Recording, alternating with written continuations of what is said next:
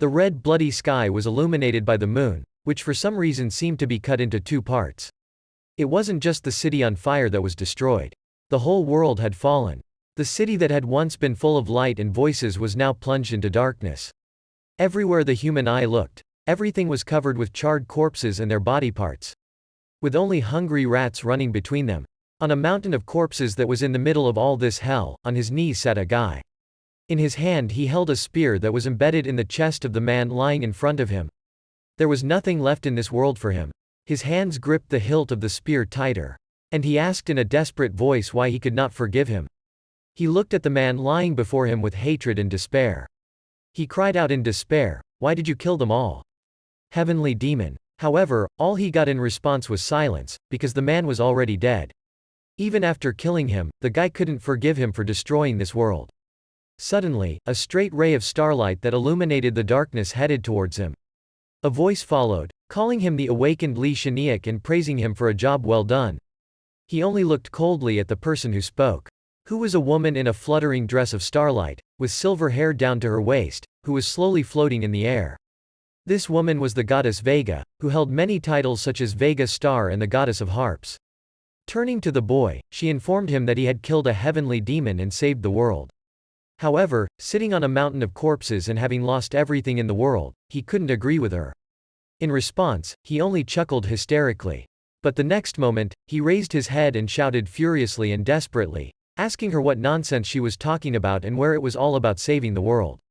Then pointing to the demon's body lying beside him, he asked how it could be called salvation.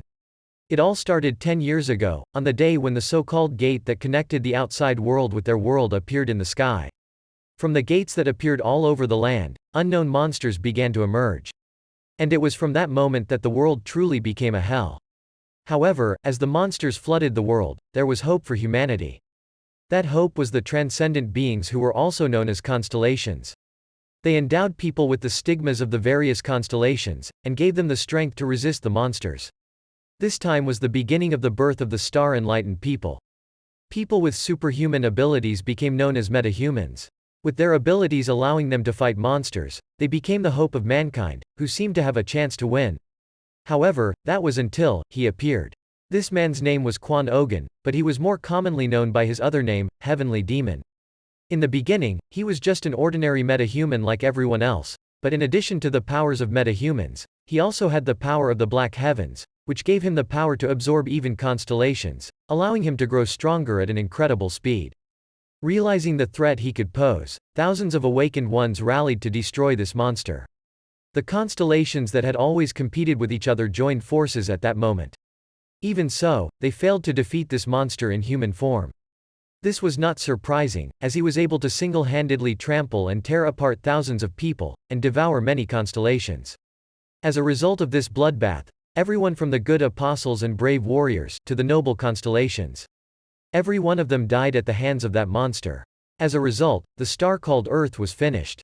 After hearing his story, the goddess replied that in the end, the heavenly demon had died anyway. Then turning to the kneeling Shen-hu who had lost the will to live, she asked if he had killed the monster. She spread her hands out and in the next instant, many mechanical gears that emitted a golden glow appeared behind her. She then said to him, "Awakened Shen-hu, for you who saved the world by killing the heavenly demon, a wish will be granted according to the star pledge." He knew what her words meant. Only the constellations of the polar star could use the oath of stars, which could fulfill any wish. This was not an opportunity he could turn down as it was a chance to change everything. Rising and turning to the goddess, he answered in a determined voice to return him to the past in that case. Vega's eyebrows raised in surprise, and after a moment she asked if he was hoping to regress. Without waiting for an answer, she tried to talk him out of it, asking if he was going back to that horrible past, and then adding that the future of his new world might be even more horrible. But he replied in a firm voice that he knew, then added that this time it would be different. Regressor was the one who went against the fate of the world, and the only being who could rewrite history with an unchangeable ending, which he intended to do this time. She looked at the boy's eyes, which were burning with determination, and silently thought about something. The next moment, however, she replied that she would send him back to the past according to the oath of the stars. Hearing this, the protagonist replied that he had a proposition for her in that case. He then told her to give him the stigma of the star Vega. Upon hearing this, the goddess' eyes opened wide in surprise.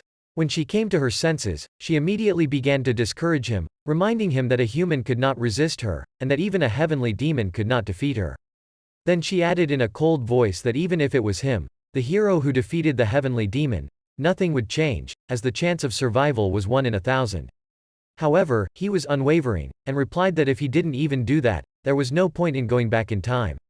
Then asking if she didn't know that. Vega fell silent, as she herself was well aware of it. After a second of thought, she replied that the moment he goes back into the past due to the oath, she will bestow the stigma of the Vega star upon him, and she will also look for him personally. Hearing this, the protagonist was surprised and asked if when he went back into the past she would lose her memories. She replied that she would, but added that he would have her stigma, so she would be able to recognize that he was a regressor. She also added that if he could withstand the power of her stigma, she would accept him as her apprentice. These words shocked Shen-hu very much. He had never imagined that he could become the guardian of the Vega star, which was one of the northern stars, and that what so many awakened people wanted would happen to him.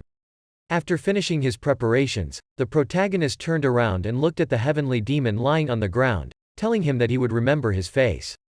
Then he angrily told him that he would kill him for taking everything away from him with his own hands. The next moment, the goddess held out her hand with a bright golden light and said that she would fulfill her vow. The gears moved and glowed even brighter, while Vega floated in the air, calling him the celestial star, telling him to be careful. Watching the gears appear in the sky, he pondered over the things he had lost and that he had never been able to protect. As well as the many regrets he had over and over again. This time he would definitely change all that. The next moment, the golden sphere shone with an even brighter light, after which everything around him went dark and he lost consciousness. When he woke up, he felt like he was floating freely. System windows appeared in front of him, informing him that he had been awarded the Vega star's stigma, while his own stigma began to fade. But after a couple of moments, a red system window appeared and said that because the stigma was too strong, his body was being destroyed. However, he was immersed in his memories at that moment. His younger brother, Li Wuok, was strong enough to be chosen as one of the 12 zodiacs. However, this was not destined to happen. Walking in front of his brother's dead body, he cried out with despair and anger and asked the man standing in front of him why it was like this and why his brother had died. The heavenly demon looked at him angrily and contemptuously and replied that none of this have happened that day if he had not abandoned him. At that moment, his eyes widened with bewilderment. The face of the heavenly demon seemed very familiar to him, but he could not remember where he had seen him before. However, he had no time to think, because his body surrounded by lightning was in an unstable energy state, which was reported by the system window. His body was beginning to deteriorate, and there was nothing he could do about it. However, he suddenly heard someone's voice who was wondering why he was here. Li Zeniak turned around and saw some guy looking at him, and who asked him in surprise and incomprehension if he was all right. He immediately recognized this guy as a heavenly demon. He froze in place, unable to say anything, wondering why he had suddenly appeared in front of him. The next moment he coughed up blood painfully, while the system window sent another notification that his condition had worsened. As he endured the growing pain, he tried to resist, telling himself he had to cope. Even if the chance of survival was 1 in 1,000, or even 10,000, he could do it. But reality was harsh, and in the end he never got to be that one chance. A moment later, the system window displayed the message, "Awakened Li Zeniak has passed away." The guy standing nearby looked at the body that had fallen to the ground and frightenedly wondered if he had died. He clenched his teeth in anger. Then falling to his knees, he angrily shouted that if he was going to die, he could at least kill the monsters beforehand. Jumping to his feet and holding a branch in his hand, he panicked and wondered what he should do since he wasn't even awakened. The fear was so overwhelming that he even started trying to bring the body of the guy lying on the ground to his senses. Checking the guy's stigma, he irritably said that he couldn't believe that the awakened guy didn't even have a stigma. However, he suddenly found some kind of glowing blue light mark on his chest that he had never seen before. The next moment, a system notification appeared in front of him, informing him that Black Heaven's first awakening had begun. He wondered with incomprehension what was happening. In the next instant, the system informed him that the Black Heaven was beginning to absorb Vega's stigma. The guy's eyes opened wide in surprise. As soon as the system reported that he had completely absorbed Vega's stigma, his body was pierced by unbearable pain. Writhing in pain and surrounded by blue modelins like his predecessor, he cursed everything in the world, screaming that he didn't want to die the same death. The system saw that the power of the stigma was too great and said that its power would be adjusted according to the stage of development of the Black Heaven. After a while, the mentally and physically exhausted guy sat on the ground, glad that the hell he had been through was finally over. When he saw the system window in front of him, he asked incredulously if only the awakened could see them. Then pulling off his shirt and looking at the sign that was now on his chest, he wondered what had happened during those 5 minutes of his life. But his thoughts were interrupted by the golden light coming from the girl who appeared in front of him. She said thoughtfully and surprisingly that she had definitely felt the energy of her stigma from this place.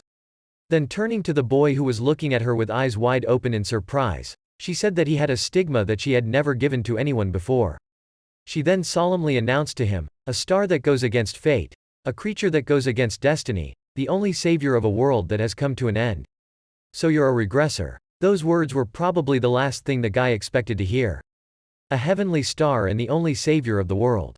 You have been reborn," whispered the velvet voice of the goddess, casting a golden glow on Kwon Ogun.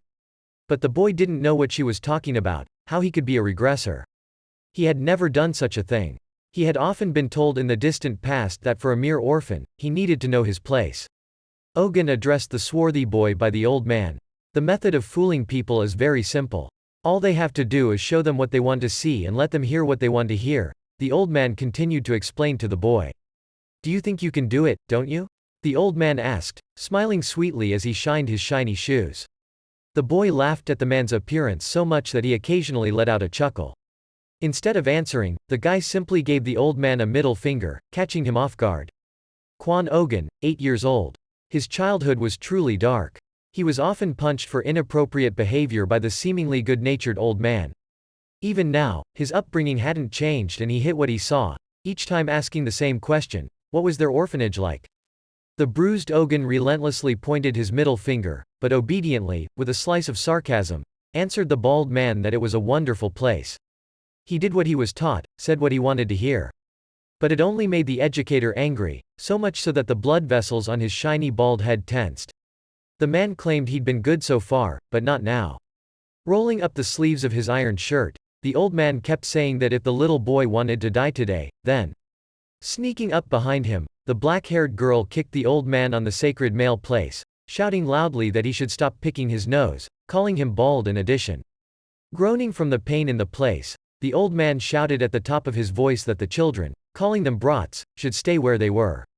But even louder, he claimed he wasn't bald. The irritated girl grabbed the battered boy by the arm and, swearing loudly, saying, "What the hell is this crazy old bastard?"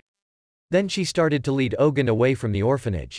Stepping out into the daylight, the girl's face lit up in the sunlight and with a wide smile on her face she sincerely inquired if Ogun was all right. It was 10-year-old Song Haein. She was his only support to help him endure in this hellish orphanage.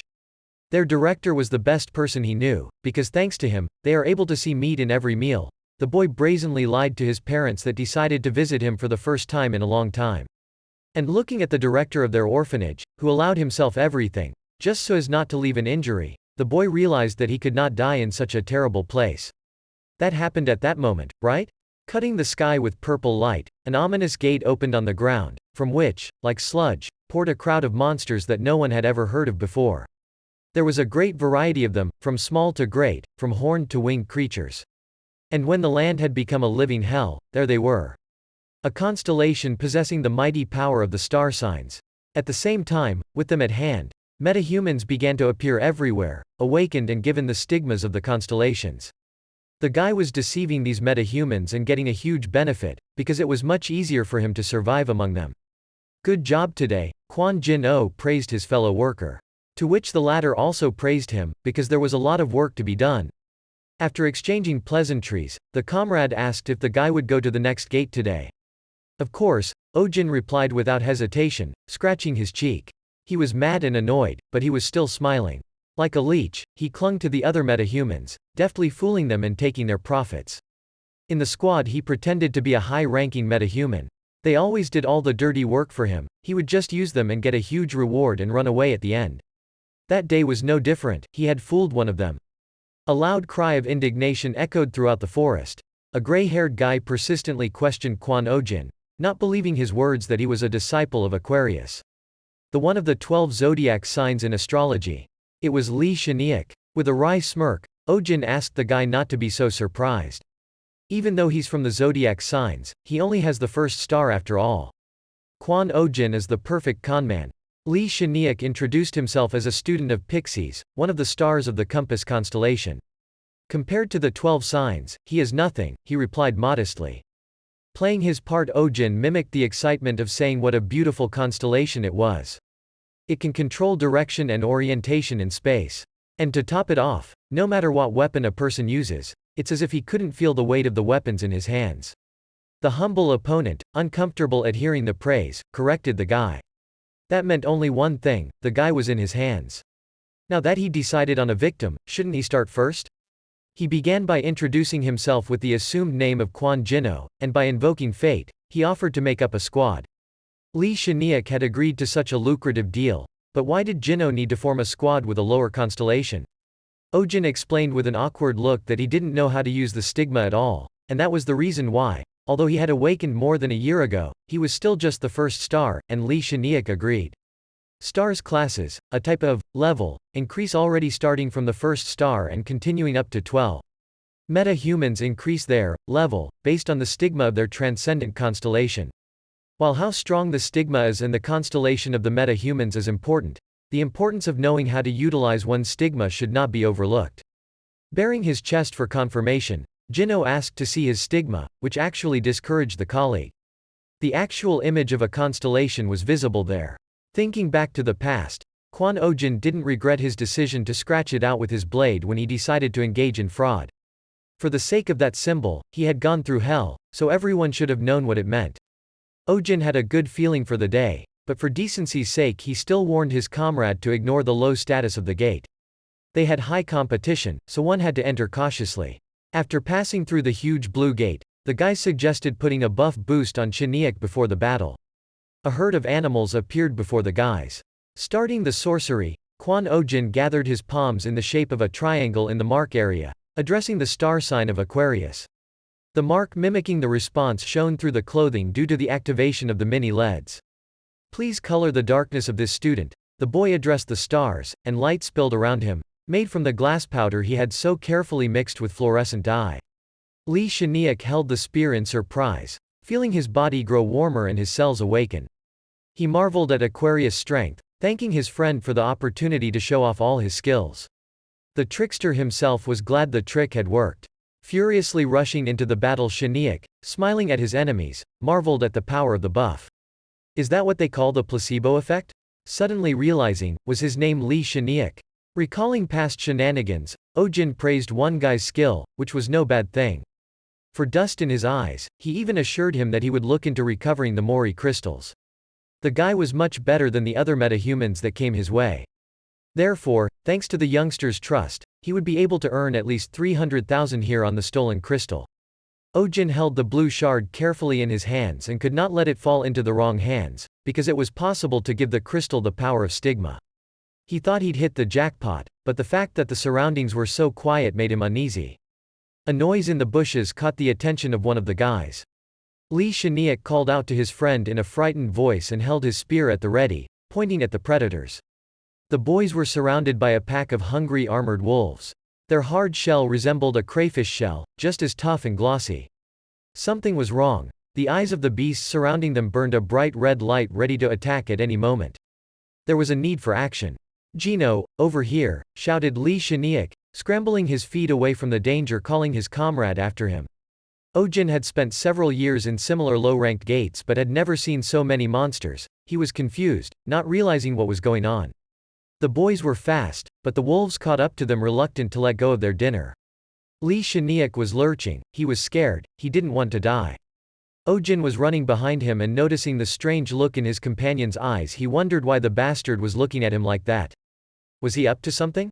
A sharp kick from his foot struck the guy's face, causing him to cry out in pain. Li Sheniak kept apologizing for his way of survival and ran forward with his heels blazing. Eugene fell to the ground, holding his bleeding nose and cursing the traitor, calling him a son of a bitch. Meanwhile, the predators were creeping up from behind. For the first time he was the victim of deception. Otherwise, both of them would have died, so why should he be the one to survive? Li Shiniak wondered. He really felt sorry. A sudden strike of lightning traveled through the guy's body, making him clench in pain.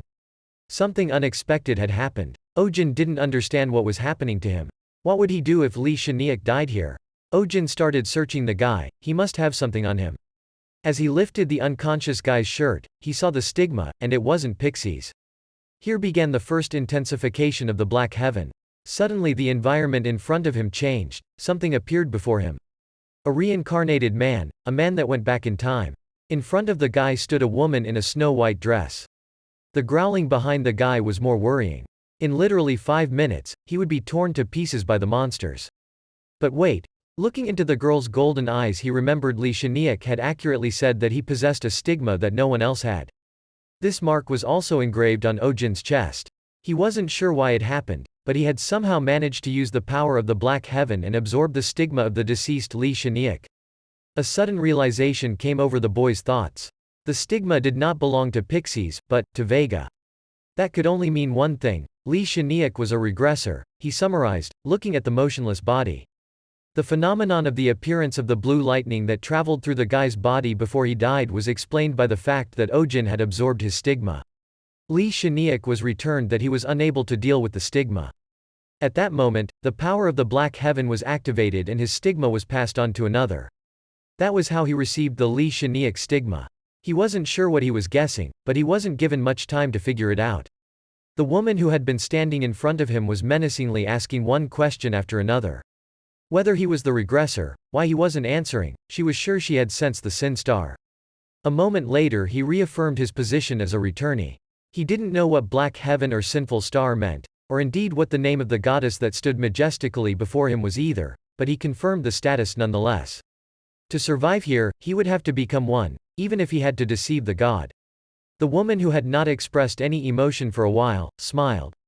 Without losing her pride, she declared that there was no need to confirm her words, because she already knew that he was a sinful star. The guy was impressed, she believed him. A transcendent with powers the average person could never dream of. Eugene was able to fool God himself.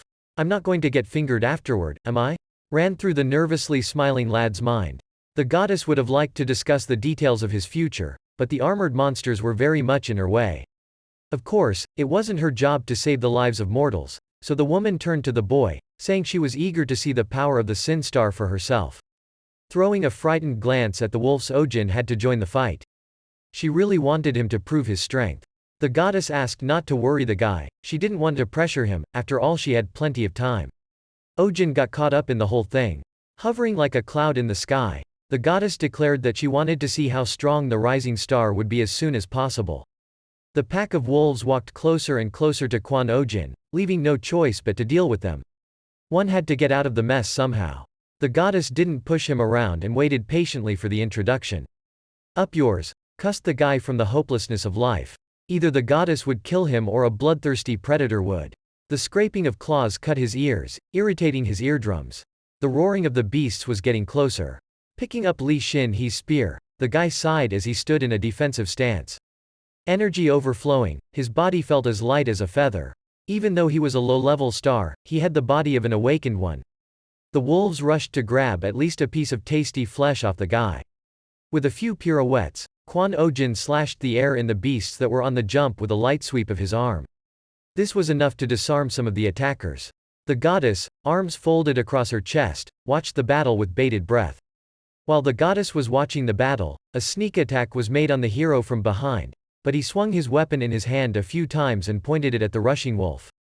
Quan Eugene couldn't believe his strength. Why was it so easy to fight them already? The blood of the wolves poured out after every swing of the spear. A sudden piece of information abruptly flashed through the busy guy's mind. The Pix's spear art, level 4 had been obtained. Quan Eugene was confused trying to figure out what was wrong with his head, besides what other Pix's skill was there. The guy who was holding on to the spear leaned over the ground. It had been a hard workout, and it had been a hot day.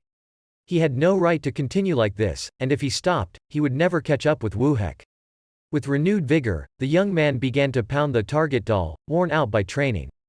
Quan Eugene saw someone's memories, perhaps even bits and pieces of Li Shinex's memory. The guy could see a scar on his left cheek that no one had noticed before. It looked like it was a memory not from the past. Could it be that they were scraps of memories from a past life?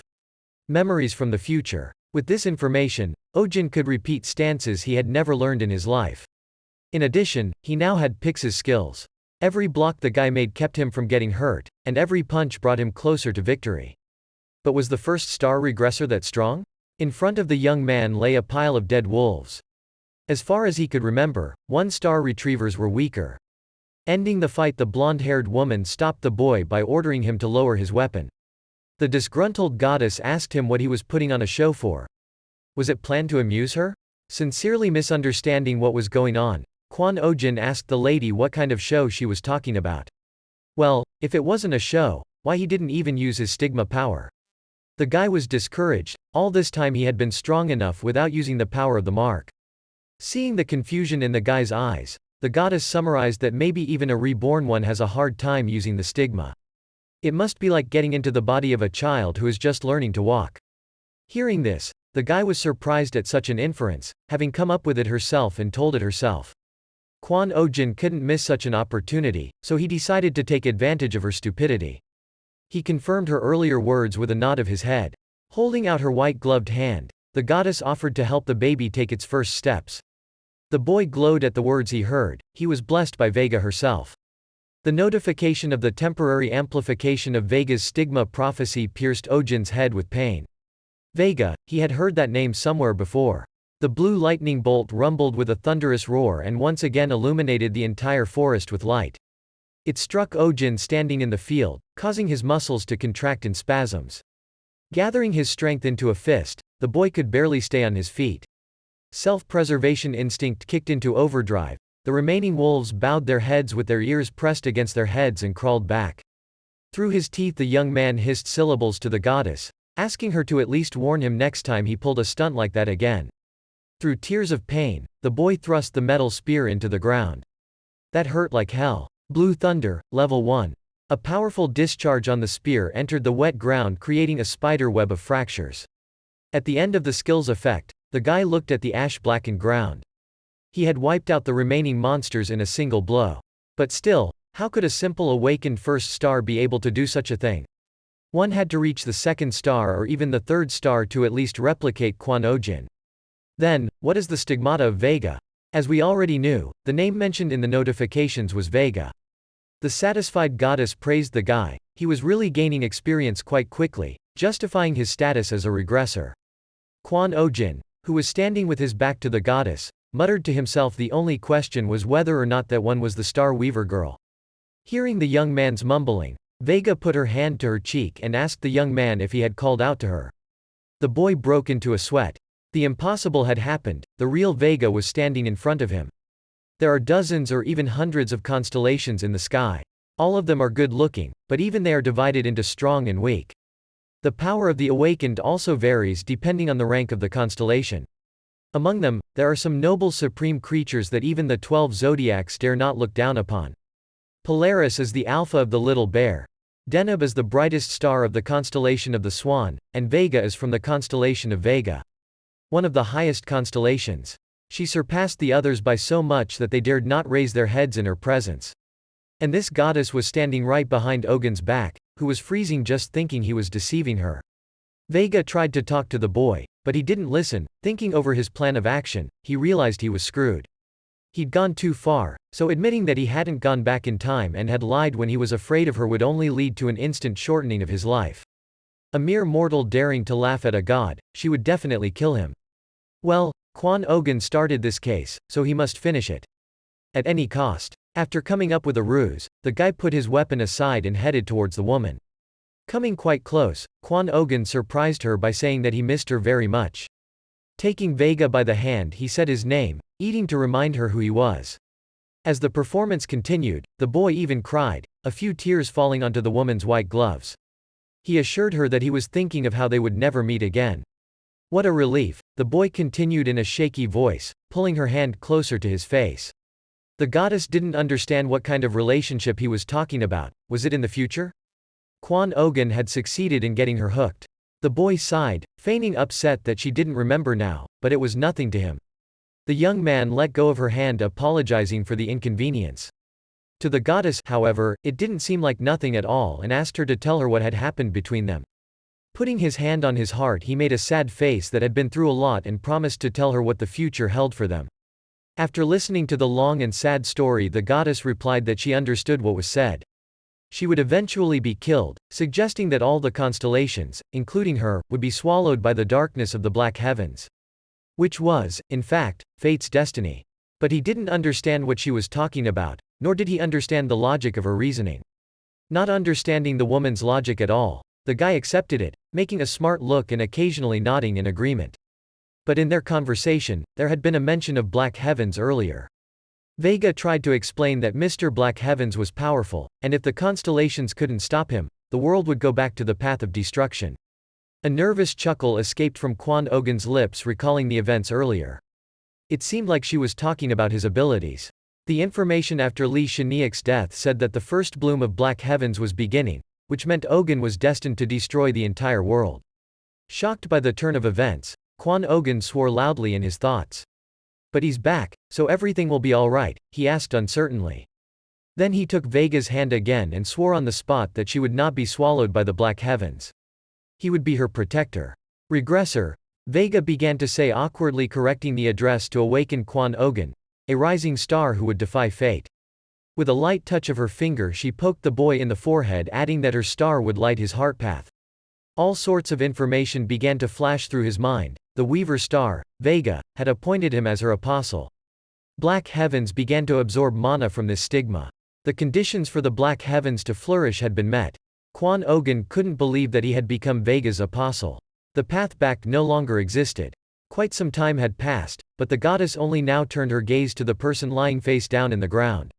She wondered what kind of child it was. Changing his shoes as he walked, the boy averted his gaze and told her that although it was still a couple years away now, Shen-hu was a villain who had been breaking in and robbing the innocent. He wasn't essentially lying, it was the truth, but not about Lee Shen-hu. Still, he had done a terrible thing to Ogun, so he asked not to despise him too much. The goddess praised the guy, for he had acted as a true regressor, preventing atrocities that would happen in the future. The lad agreed with the statement, only he could do that. Pulling her hand away from the pain around Vega, small sparks began to gather around her that gradually turned into lightning. She asked the guy to pay attention to one more important thing. Of course she would like to talk some more, but it seems that the restrictions of the commandments have already begun to take effect, said the goddess, looking at her hands that were glistening with sparks. The young man interrogated the woman as to what the commandments were. Earlier, the goddess Vega had blessed him, which served to break the commandments, though not directly related to that. She was inherently bound to the commandments and had no right to interfere in the affairs of the mortal world. A powerful discharge of electricity struck the ground behind the woman, drowning out some of her words. Her time on Earth was coming to an end. It was time for her to leave, but lastly she asked Kwon Ogun to come to her sanctuary in exactly 1 week. That was the end of their conversation, and any questions the guy had would only be asked the next time they met. The lightning subsided and the goddess dissolved into a bright blue flash. With loud mats the guy fell to the ground. A multitude of things were happening at once, bringing his thoughts into disarray. It was driving him insane. Bringing his hand up to his stigma, Ogun couldn't believe he had gotten the mark of the northern constellation. It wasn't so bad after all. Thanks to Lee Shaniak's death, Kwon Ogun's life had completely changed. Turning around to the body, the guy hesitantly thanked the one for this chance. Well, from now on, he's the returned one. When Ogun came to his senses and recovered from his experience, he went home and went to a local fast food restaurant and ordered 2 Big Macs, which cost him almost $16. On his way home, he wondered why these hamburgers were so expensive, since they didn't seem to be anything special. Walking through the narrow streets and crosswalks, he slowly approached home. And when he finally opened the door to his house, he said loudly that he was home, as if he were not alone. And it was true, because there was a red-haired girl waiting for him, who was happy to see him. But there was something wrong with her. She was awake but on the bed in complete darkness, and when our hero entered the room, he turned on the light, which blinded him. However, the girl didn't seem to notice it at all and only asked why he came back later than usual. The girl's name was Song Ha-eun, and she was his only support during his hellish time in the orphanage. And many years later, she was still the only ray of sunshine in his life. Song smiled at him and told him that since he was back, he should give her a cigarette instead of just standing there. Eugene tiredly told her that she shouldn't spout bullshit as soon as he got back. She asked what he meant by bullshit. Was that something she should say to an elder, since she was 2 years older than him, so she was an elder? He replied her that she's his elder ass. But it was all friendly banter, so he went on to tell her that he had bought some hamburgers and gave her one in her hand. She was very grateful for his concern. She had a sad story, she was an awakener, but since then in one of the battles she lost her right leg and became completely blind. And that's why their roles were reversed and now he was the one who took care of her. Until now, many years after they left the orphanage, their bond with each other has only grown stronger with each passing day. Even though it was dangerous and awkward. Suddenly, after taking a few bites of the hamburger, the girl asked what it was. Our hero could not understand what was wrong. It turned out that she was also curious how a burger could be so delicious. But there was a simple explanation for this because he brought her a burger cooked in a fast food restaurant, instead of a frozen one bought in a store, as he had done before. Hearing this, the girl was surprised and asked him if he had hurt himself somewhere or if a monster had hit him on the head or something. After all, this was completely unlike him, as he had never spent extra money before. He simply said that he had earned some money. He thought that he only had to save a little bit more. After all, he just wanted to save some money and after all, he was going to buy something for her. She sensed that he had stopped talking and looked at him questioningly. Eugene noticed a stain of sauce on his face and informed her about it. She asked in surprise what was wrong. But after a few minutes of unsuccessfully trying to find the stain herself, she asked him if he could also tell her where the sauce was. But he told her to just eat, because she was ugly regardless of whether she had sauce on her face or not. Eugene started to tell her that today he bought burger combos instead of frozen ones and the name of this hamburger is the Big Mac combo and also on his way home. However, Song listened to his meaningless story and tensed up, something in his behavior and words was wrong. She stopped his monologue and said confidently, "Something happened, didn't it?" Even though she was blind, she still knew him too well and immediately noticed his unusual behavior. He realized that all his disguises had failed, although this was expected since he couldn't keep anything hidden from her. There was no point in hiding anymore, so he admitted that he was awakened. He heard that she didn't even believe it at first. But when she realized what he had said a moment later, she dropped her ice-cold Coke on the bed. Now our protagonist had to explain to her for a long time everything she could understand about his awakening. When he finally answered all the questions, he had the opportunity to be alone for a while and understand everything more deeply. Because he still did not fully understand what had happened. It was quite late after all these explanations for her, and it was probably natural for her to be surprised. But still, how could he explain that he had lied to a constellation about being a regressor? Of course, it was complicated and she had a lot of questions to which he could not give her a proper answer. And now he had to check everything himself and try to put together a complete picture of his capabilities and what had happened to him. First of all, he was going to understand what this Black Heaven skill meant. Information windows appeared in front of him, showing all his skills. It turned out that the Black Heaven skill was his innate skill and he was now at its initial stage, first awakening. The next skill was stigma absorption, which allowed him to absorb stigma mana and store it within the Black Heaven. The passive skill Black Curtain completely shrouds the Black Heaven presence and this trait can also be used on possessed stigmas. The third skill was transmission, which allowed him to read the records contained in absorbed stigmas and this trait is influenced according to the awakening stage. The system also informed him that his current possessed stigma was Vega. After reading all this, our hero was surprised to find out that the unknown force that absorbed Li Xin's stigma had always been with him. Now he was sure that the Black Heaven skill was unrelated to Li Xin's regression. He remembered how Vega had told him that whoever possessed Black Heaven would destroy the world in the future. And that meant that sometime in the future he would do it himself. Now he was horrified by what had happened to him in his past life and didn't understand what had to happen to him to make him want to destroy the world. But still, it didn't really matter now, because now he had to focus on not getting caught. Because as soon as someone found out that he had Black Heaven then they would also know that he didn't come back from the future, but just someone unrelated who had absorbed a regressor stigma. Now he was not at all happy about all the chaos he had been dragged into. Now he had only one question: what should he do next? That regressor, he needed to be like that regressor. And to do that, he decided to first get Vega's recognition, which would allow him to stay above suspicion. In order to do this, he needed to hurry up and raise the level of his stigma, Vega. So he needed to at least hit 2 stars by next week. And it didn't look like it would be a problem, since he was already full of stigma mana and all he had to do was learn how to manage it. He would have to start tomorrow and go straight to the gate to start killing monsters for practice. But for now, he needed a good night's sleep. However, he received some interesting news on his smartphone. The news said that anomalies had been discovered and the chance of mutants appearing had increased many times over, even in 1-star locations and dungeons. As an example, a pack of mutated wolves was sighted, the victims of which were one newcomer after another. Therefore, the news warned that a super mutant boss might also appear, so they warned newcomers to refrain from visiting the location with monsters for a while. Looking at the photo of the location, our hero realized that this was exactly the location he was at today. Now he understood the appearance of so many monsters at that location, but still mutants, he knew something about them.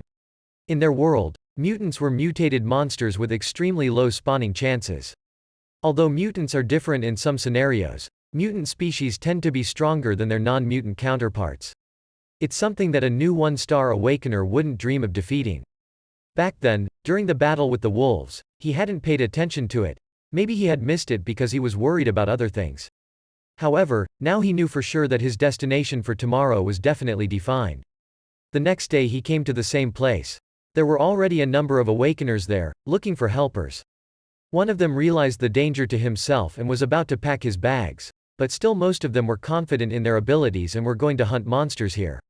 Eugene watched all this and thought that despite the fact that the news warned not to approach this place, there were more people here than usual. The reason was simple: everyone had gathered here for the mutant crystals, which were more expensive than usual. Our protagonist even thought about joining a group like he did before, but now with his new power he decided to destroy all the mutants on his own because he didn't want to share his profits with anyone.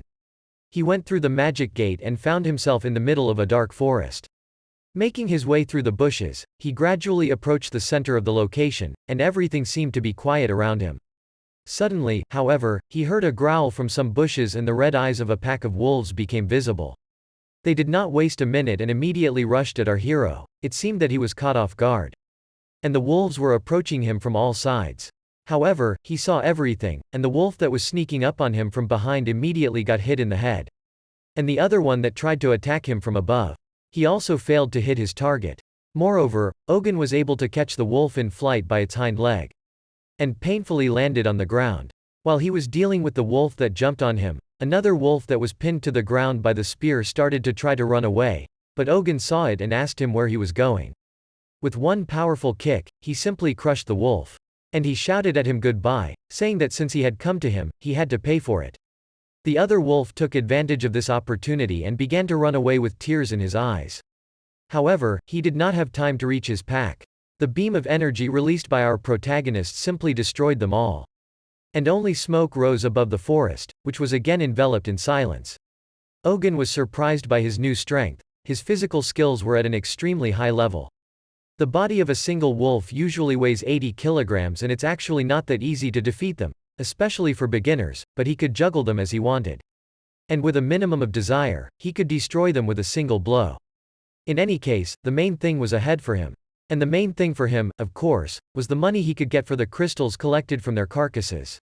Picking up one of the crystals, he thought that it would be worth more than 800,000 won, and that is the reason why everyone wants to become an awakener. After searching all the corpses, he was about to leave when he heard a noise behind him. Eugene was waiting for him, but he wasn't sure he would show up so soon, so he asked him if he had come to smell the blood of his friends. A mutant boss appeared, looking like a mix of a wolf and an ant, and there were several smaller wolves with him. It was definitely a mutant boss and blind animal fury burned in his eyes. He immediately rushed to attack. However, Eugene was not surprised at all, and for him everything now began to resemble a fun game. So he mockingly asked if the mutant boss had lost all fear. How dare he attack him right away? Well, okay, if that's the case then. He activated the first level lightning strike skill.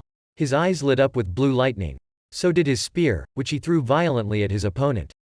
It turned out that the strike was so powerful that it destroyed the boss with just one blow. Even the protagonist himself was surprised by this and could not believe that such a dangerous-looking boss died from just one blow. He stood in the middle of the clearing and asked himself, did it work? But that didn't seem to bother our hero at all, and something else caught his attention. It was the surviving remnants of the pack who were now not thrilled at the prospect of fighting such a strong warrior. Eugene only had time to shout at them that they could run away, but they had to give him the crystals first. He couldn't run after them, as he got a new notification from the system in front of him. His Vega stigma increased to level 2. Eugene expected to level up faster since he had a large amount of mana from the stigma. But the fact that he was able to reach the 2nd star in one day was very unusual. He could feel the power flowing through him and filling his body. He was about to leave and decided to quickly take everything useful from the body of the slain boss. But suddenly 2 strangers started approaching him. They greeted him and were surprised that he was able to kill the mutant boss alone. Their look immediately disliked our hero. There was something unpleasant and insincere in it. The strangers introduced themselves as 3-star students of the Attain. But there was something strange about their presence here. There was no way a 3rd leveler could have come to such a low-level gate. Could they have come specifically for the mutants? Or were they after some other nefarious purpose? Besides, he had a feeling they had thieves written on their foreheads. But until they were clearly aggressive, he didn't want to use force. But in the next moment they dispelled all his doubts when they said that they were the very mutants they had chased and lost before, and now it was not good that he had stolen their prey. Looking at their smug smiles, he realized that he had no other choice. The next moment he fell on his knees before them and began to tearfully beg their forgiveness, for he did not know that it was their booty. The robbers were expecting any kind of reaction, resistance, protest, attack, but the fact that he began to tearfully apologize surprised them. Eugene tearfully assured them that he would give them everything. The robbers even felt uneasy at how quickly he realized what they wanted from him. They relaxed and thought he was a weak little brat, and not expecting him to be a threat they turned their backs on him, pointing to a place off to the side where they wanted to talk to him, but it was clear that he wouldn't come back from those bushes. So with one sudden jerk he pierced one of the relaxed robbers with his spear. And with a smug smile said to him, "You miserable crook will order what to do only to your mommy in hell." The robbers didn't expect such sudden resistance at all and at first didn't even realize what had happened. However, the living robber came to his senses quite quickly and called the protagonist a "up yours devil" and attacked him. But his attack was too slow and our hero easily dodged it. The robber immediately realized that they had confused who the victim was, because their opponent was too fast and was just hiding his power by taunting them. Eugene also realized that he was just a couple of weaklings and decided not to delay the show. He ended the battle with a single lightning strike, striking the robber with a spear of lightning. He was finally able to exhale quietly and enjoy the silence. He was now glad that no one else would stop him from further collecting crystals.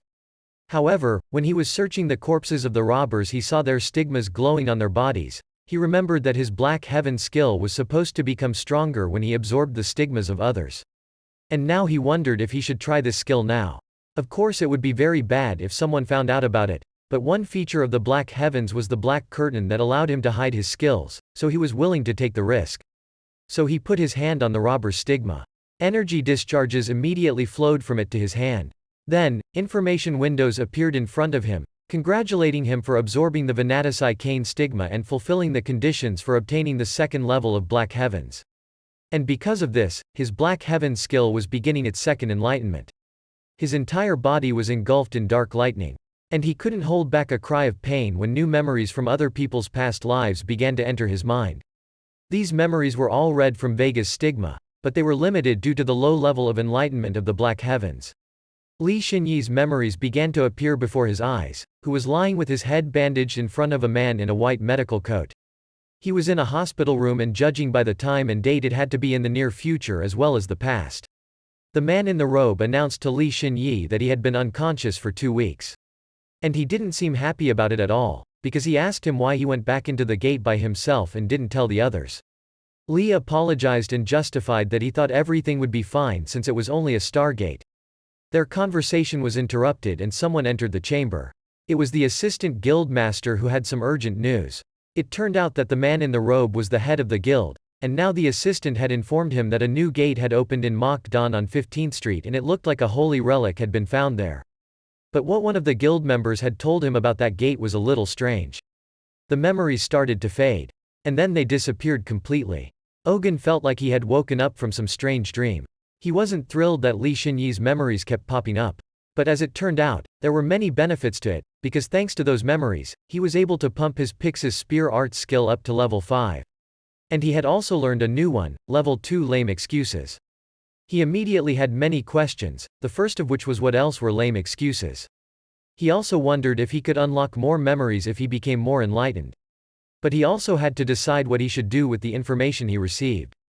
After all, knowing where the new gate with the holy relic would open allowed him to prepare, to come up with a plan, to gather a team, or to try to do it all alone and get there first and guarantee himself a relic. In this world, holy relics were items that held the power of the stars, and some of them were so powerful that they covered the difference between the first and second star. And according to the memories he had received, a holy relic was going to appear in Mokdon in 8 days. It was great information that he could use to his advantage. But there was more to the memories than that. There was another way he could use them to his advantage. To do so, he returned to the city to sell the crystals he had obtained. As usual, there were many novice awakened who were trying to sell their first trophies from monsters. When he went to the cashier and showed his crystals, she appraised them and said that they were worth $1,440, but after tax deduction, the payout would be $1,152. When he heard that, he said damn. The cashier of course didn't understand him and asked him what was wrong, but he said everything was fine. Inside he was burning with resentment. He was shocked at the 20% tax. Now he realized where the real robbers were, not in the woods at all. But then he thought about it for a while and realized that it probably wasn't as bad as it could have been. Then he sat down to wait for his money to be brought to him. When his number was called, he went to the cash register. But before giving him his money, the cashier asked him what constellation he was connected to. He calmly answered, Vega. When the cashier heard this, she was shocked. She asked him to repeat the name of his constellation again. Eugene first just repeated Vega, and then to clear all doubts he spelled Vega again. The shocked cashier couldn't even answer, so he had to ask her to hurry up. But it looked like this was just the beginning of his adventures here, and she asked him to go to the waiting room.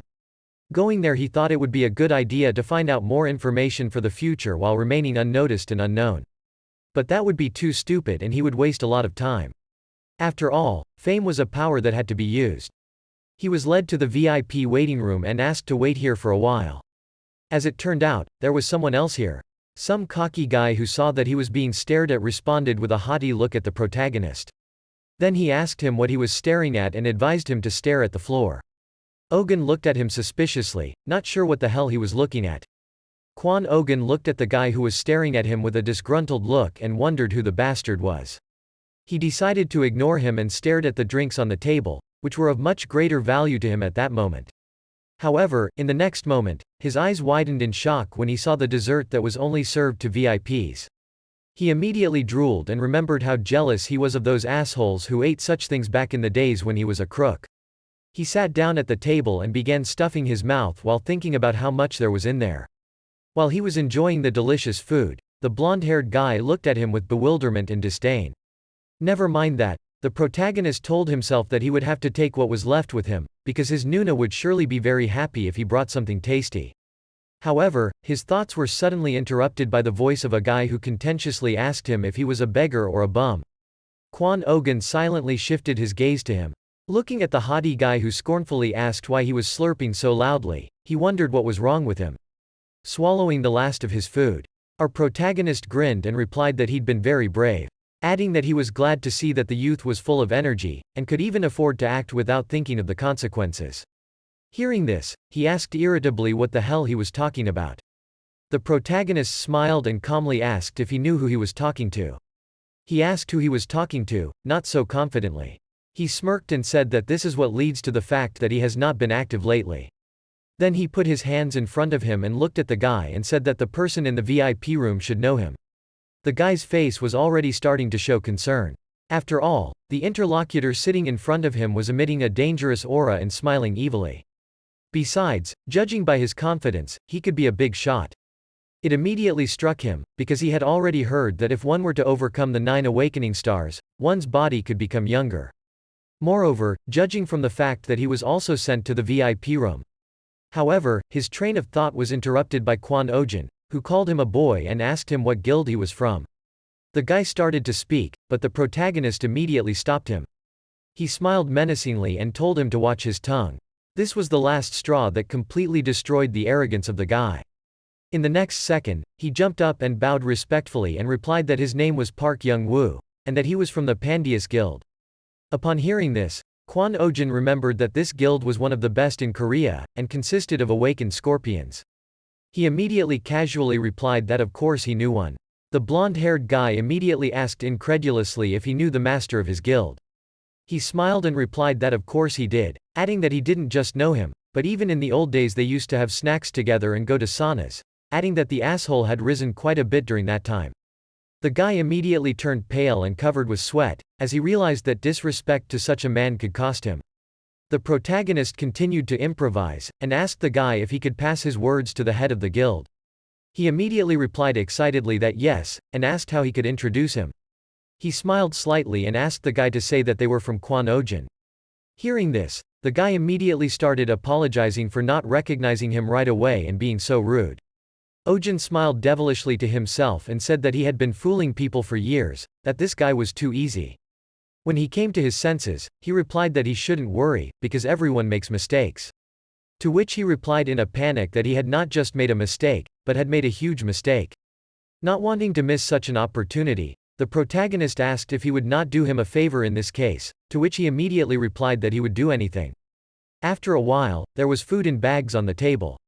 Park Young-woo, standing at the side of the table, reported that he had packed everything and even took some from the refrigerator. Eugene smiled and praised him, and thought to himself that Nuna would be surprised to see what he had brought. At the same time, the guy also awkwardly said that it was already time for him to go back. Hearing this, the protagonist asked in surprise if he hadn't come to the registration exam. He replied that he suddenly didn't feel well. After bowing and wishing him goodbye, he left the room. As soon as he left, Eugene smirked slyly and said to himself that he was able to get out of trouble quite easily. Eugene looked at the expensive wallet he was holding. As it turned out, the wallet he took from the guy had quite a bit of cash in it, which pleased him a lot. The next thing he found in the wallet, however, surprised him. In his hands he held a shiny black crystal that had the name mutant smur on it. Carrying something like that in his wallet was very unusual, and he immediately wondered how it had gotten there. Mutants that were used to mine these crystals were very rare, but the mur crystals themselves were very difficult to obtain. But what was even stranger was what the crystal was doing in Park Young-woo's wallet. Saying to himself that this was something to be dealt with, he wanted to say something else, but he was interrupted by a sound coming from the other side of the door. The next moment the door opened and a stranger entered, apologizing for the long wait. This stranger was a young tall guy who extended his hand to him and said that his name was Han Jun-man, the captain of the association team of the Special Security Department of the Disaster Countermeasures Headquarters. After introducing himself, he added that he was pleased to meet the Vega stigma holder. After shaking his hand, the protagonist said that it was also a pleasure to meet him, and also noted to himself that the guy had a great physique. However, what made this person stand out was that he was incredibly strong, and not at all comparable to Park Young-woo. Deciding to drag it out, he immediately asked what constellation he was in, to which he replied that he was a 6-star awakened calf. Hearing this, Eugene noted that this constellation was one of the 12 signs of the zodiac, which in itself was incredible. At the same time, Han Jun-man looked at him carefully. Then he asked him in a serious voice if he really had a Vega stigma. Seeing the look on his face, the protagonist immediately realized that he didn't believe him. However, it was understandable since he was the first awakened person to receive the stigma. He lifted up his shirt and showed him the mark on his chest, which was glowing with a bright blue light. However, even after seeing the mark, he still stared at it in disbelief. Suddenly turning to the protagonist, he asked if he would mind if he conducted the registration exam himself. Such a request surprised the protagonist a bit. And for a second, a look of despondency appeared on his face. But after a moment, he replied without much enthusiasm in his voice that of course he could do it. After a while, they were on the sparring ground. Eugene was holding a halberd, while Han Jun-man was wearing only boxing gloves. Turning to the latter, the protagonist asked if he could use this as a sparring weapon, to which he smiled and said yes. Holding the weapon in his hands, and looking at his opponent who was a 6-star awakened, he couldn't help but be curious that even if Vega's stigma was unique, would it be able to cover the difference of 4 stars? And even more so when fighting an awakened one with the stigma of one of the 12 zodiac signs. However, there was only one way to test it, and that was to test it in battle.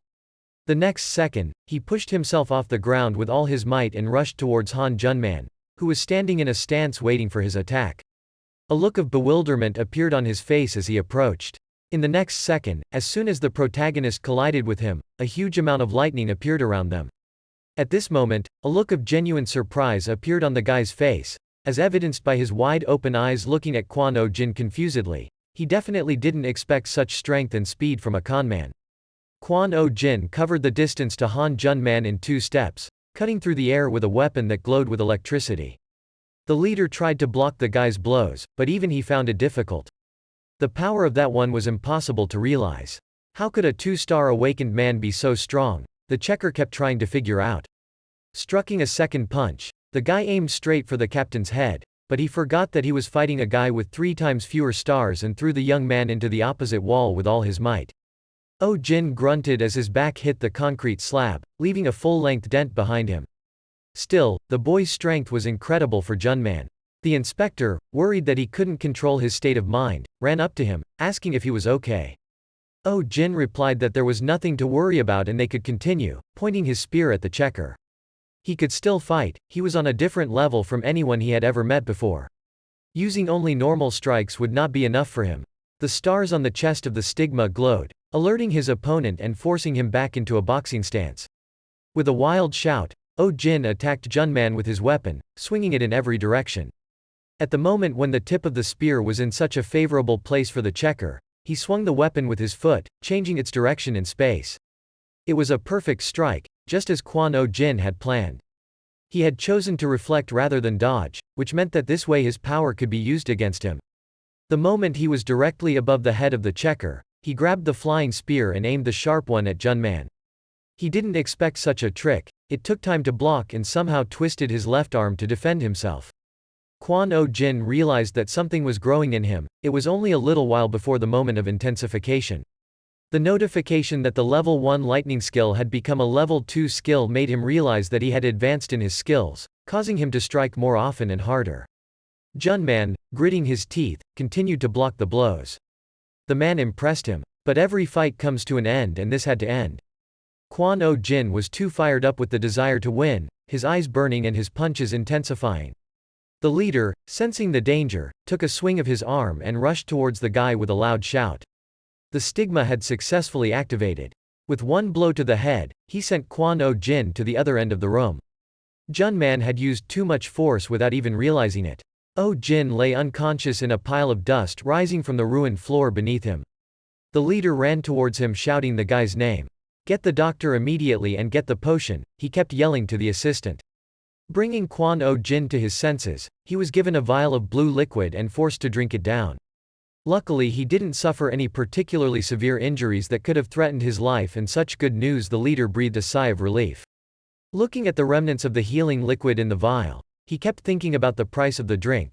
Perhaps the cost of such an expensive potion could be up to 1,000,000 won. Junman bowed to the boy, apologizing, recognizing the guilt of what was happening. At this, the young man smiled happily. Even though he couldn't win, he was already satisfied that he had forced the 6-star awakened to use the stigma. They had finished the power test, which meant the guy could be free. Star Vega Apostle was much better than Junman had imagined. The leader approached the lad to have a word with him about personal matters. He knew he shouldn't say such a thing after such a huge mistake, but it was impossible to miss such a rare chance. The boy did not understand what the leader of the association wanted from him, but he agreed to talk. Having changed the environment to a more comfortable one, Junman offered to drink tea, which was immediately brought to his office. Without wasting time, the leader asked if he wanted to join the association, arguing that it would help him a lot. Taking the hot drink in his hands, Kwon-oh-jin realized that he was being recruited. The mere fact that he was a North Star Apostle already greatly increased his value. However, it would be better for him not to join any organizations, but to become a mercenary. That way he wouldn't have any limitations because he didn't know yet what exactly he needed to do to become like a regressor. After taking a sip, the guy put the mug on the table and getting up from the couch said that it would be difficult for him to join any organization, so he should leave.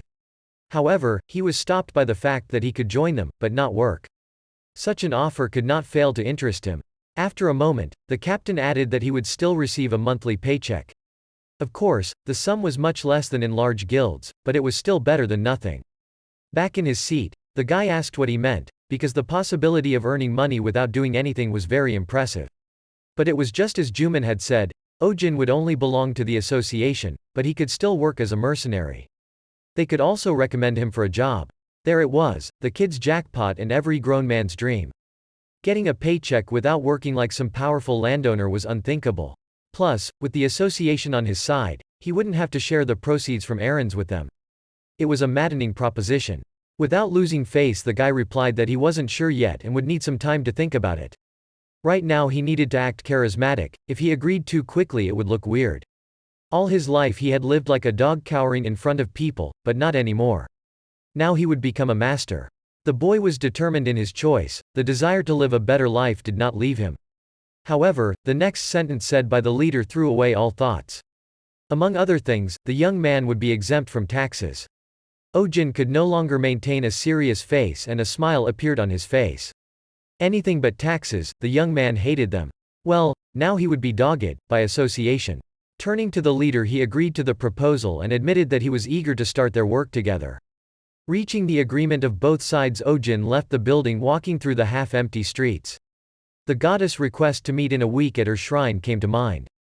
The time had come. He was sure he had made enough preparations, but for some reason he was still worried.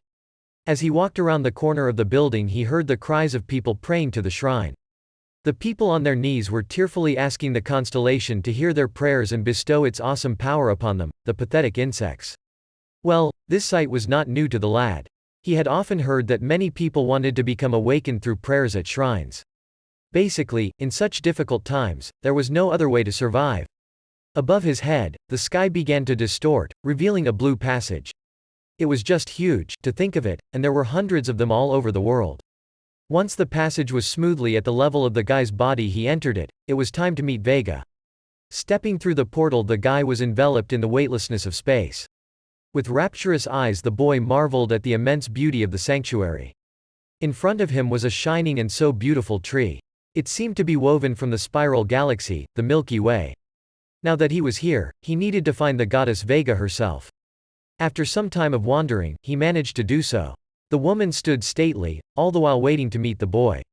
At last they met. "Regressor, there you are," said the goddess as she stepped closer to the boy. Taking a breath of fresh air, Eugene gathered his thoughts and continued to play his role of a lover. Turning to the woman, he sadly admitted that he had missed her all this time, causing Vega to blush. It slipped out of his tongue, Eugene said, apologizing for his inappropriate manners. But deep down, the boy was glad he was able to keep up the image. Determined to keep it up, he took a course of a story about their meeting in the past that he couldn't tell right now. Goddess Vega, showing her status, denied the guy's word, citing that his faith was not yet in order, emphasizing that she was not his mistress. However, the guy was unwavering. He needed to rub his trust in as firmly as possible. In his memories she was always so beautiful, the guy added, and finally knocked the girl off balance. Turning away from Eugene's praise, the woman said that even after such flattering words, she wouldn't do anything for him. Still, the lad was satisfied with this situation as well. A beginning had been made. Gathering her thoughts, the woman changed the subject, suggesting that they talk about something else. Reaching out a hand to the lad's chest, through his clothes, the light of the stigma shone through. She didn't think Eugene would become a 2-star in just 1 week. However, it had all happened for the best, right as expected from a rising star. But Eugene attributed such a quick rise in power to the fact that he had already done it once before.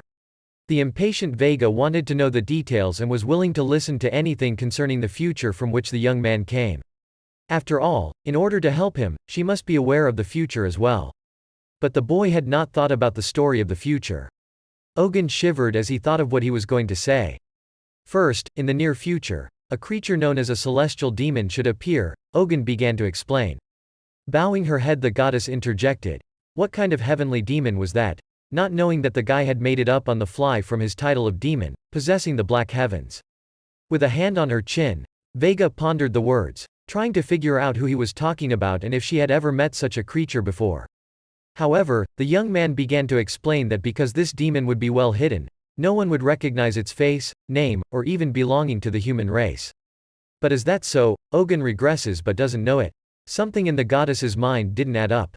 The boy confirmed his words by saying that he had tried more than once to find the information right after his return, but everything had failed miserably. It was strange, if the young man used the Oath Star to return to the past, then he had killed the owner of Black Heavens. How come even with that fact, he couldn't see his face? This was the first time the guy had heard of such a condition, as well as the Star of Oaths. The guy's story was falling apart, and he had to fix it. How was it that, even considering that fact, he couldn't see his face? The words of the goddess moonwalked around the boy's head. She said that it was only possible after the Black Heaven's possessor fell at the hands of a hero. Did that mean that Li Shaniak was able to kill him after all? Then why did that bastard come back to the past in the first place? However, dwelling on that now was foolish. What mattered was something else. If Kwon Ogun was acting insecure right now, Vega might suspect something. It was necessary to end this topic as neatly as possible. Out of his mouth came the first thing he had time to think of. When they met, Ogun pierced the celestial demon's heart with his spear. Using the power of the stigma, he turned it into dust that scattered around. Therefore, absorbed in the fight, he didn't notice anything. The guy tried to succinctly come up with an excuse so as not to have any future repercussions. So that's what happened, Goddess Vega replied understandingly. In that case, are there any other options to find? The future owner of Black Heavens was interested in the thoughts of the guy goddess? She didn't know yet that the evil she was trying to escape was standing right in front of her. Spreading his arms, Ogun sighed heavily. There were no options yet, but instead of waiting for the demon's moves, they needed to start taking action themselves. Interrupting on the end of the transposition, the goddess asked the question of interest that was begging to be posed. When, in that case, would the evil begin to act? Based on what he remembers, it will happen in 4 years, the boy answered. That should definitely be enough time for him to become stronger and pretend to be a regressor. Until then, he should become as strong as possible and would also search for clues about his identity along the way. It sounded logical to both of them. But isn't it time to summarize the story? Thought the boy, looking into the eyes of the goddess. In 2 days, the gate in Mokdong will open and the relic should be hidden there. Kwon Ogun continued to poke dust in his eyes. He would go there first. The information about the future that he had gotten from Shinhek's memories should have finally put the woman out of suspicion. Provided it was true, of course. Because only a regressor could know about such details. Goddess Vega understood the gist of what was being said, but was very upset by the fact that Ogun would enjoy alone his exceptional regressor abilities. My son, she suddenly turned to the boy, causing him to fall out of reality. What son? Do all constellations address their apprentices as children? Ogun's mind flashed. Should he call her mom now? The goddess moved closer to the boy's body and embraced him with her warm arms. Even though he had the fate of the entire world on his shoulders, he shouldn't have been too hard on himself. The guy was discouraged, even his heart warmed as if from his mother's embrace. Kwon Ogun even felt bad about lying to such a kind constellation. However, he did it purely to survive. The show had to end for today. Ogun whispered that he would not become Vaganum, causing the goddess to move away from him. Kwon Ogun had to be honest. Taking the woman's hand, he brought it to his face and said that he would do anything for Vega herself. He was able to do so, happiness overwhelming the lad. Embarrassed by such flattering words, Vega covered her mouth with her hand, asking how the guy could calmly say such embarrassing things. The goddess reacted as she should, but he didn't answer. Making a respectful bow, he warned her that time was up and it was time for him to head back. The dialogue was not bad, and he managed to get rid of most of the holes in his story. But the goddess was unwilling to let him go just like that, asking him to wait a few minutes. Ogun was also interested in this. What did the constellation want from him? Vega folded her arms across her chest with a satisfied smirk. Could she really let the guy go on his own? That wouldn't be decent. However, what she said next shocked him. The goddess was going to go with him outside of this space and travel together. It was as if the guy was electrocuted by such a statement, if he had overdone it with compliments. Everyone on the planet knew that because of some restrictions, Constellation could not leave the sanctuary. But the proud woman calmly asked who the guy thought she was. The body of the goddess began to emit blue light while changing her appearance. Of course, her power and time would be limited, but with this method, anything was possible. Watching the transformation, he tried to understand what Vega was doing and how she was going to travel the human world. A miniature goddess Vega appeared before him. She was the size of the palm of his hand. The joyful goddess presented Ogun with a silver pendant, asking him to wear it.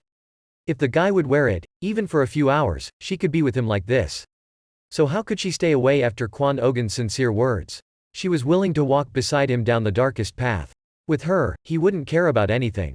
He's doomed. If that happened, he would have to pretend to regress every day. It made the guy uncomfortable, turning his plans upside down. However, there was nowhere to go. Deviations were not accepted. So he had to take the pendant along with the goddess to the human world and go home. Waiting for him in the apartment was a surprised Sunghaeun. After hearing the guy's story, she couldn't believe what was happening. The goddess Vega, and even with him, was right in front of her. She, like everyone else, thought that constellations couldn't come to Earth because of the restrictions. Why would high-ranking constellations come down to Earth? Something big was going to happen, something that would turn people's lives into chaos. But it was much simpler than that. Haehyung's words were in disarray, so noticing such behavior, the magnanimous goddess allowed her to be treated informally if she was uncomfortable. The girl immediately shrieked at Vega, wondering what she was doing here. The constellation didn't expect such treatment, but it was too much. The guy who was out of the conversation only sighed loudly, his Nuna disregarding his manners and yelling at the revered deity. The evening of conversation came unexpectedly quickly, illuminating the streets with the light of lanterns. The goddess was offered a taste of human food. For the moment it was a burger. Taking a bite of the tidbit, the woman praised the taste of this incredible food. The boy and girl marveled at the constellation's appetite, not knowing what they could eat. However, the goddess corrected them, they could do without food, but there were no prohibitions about it.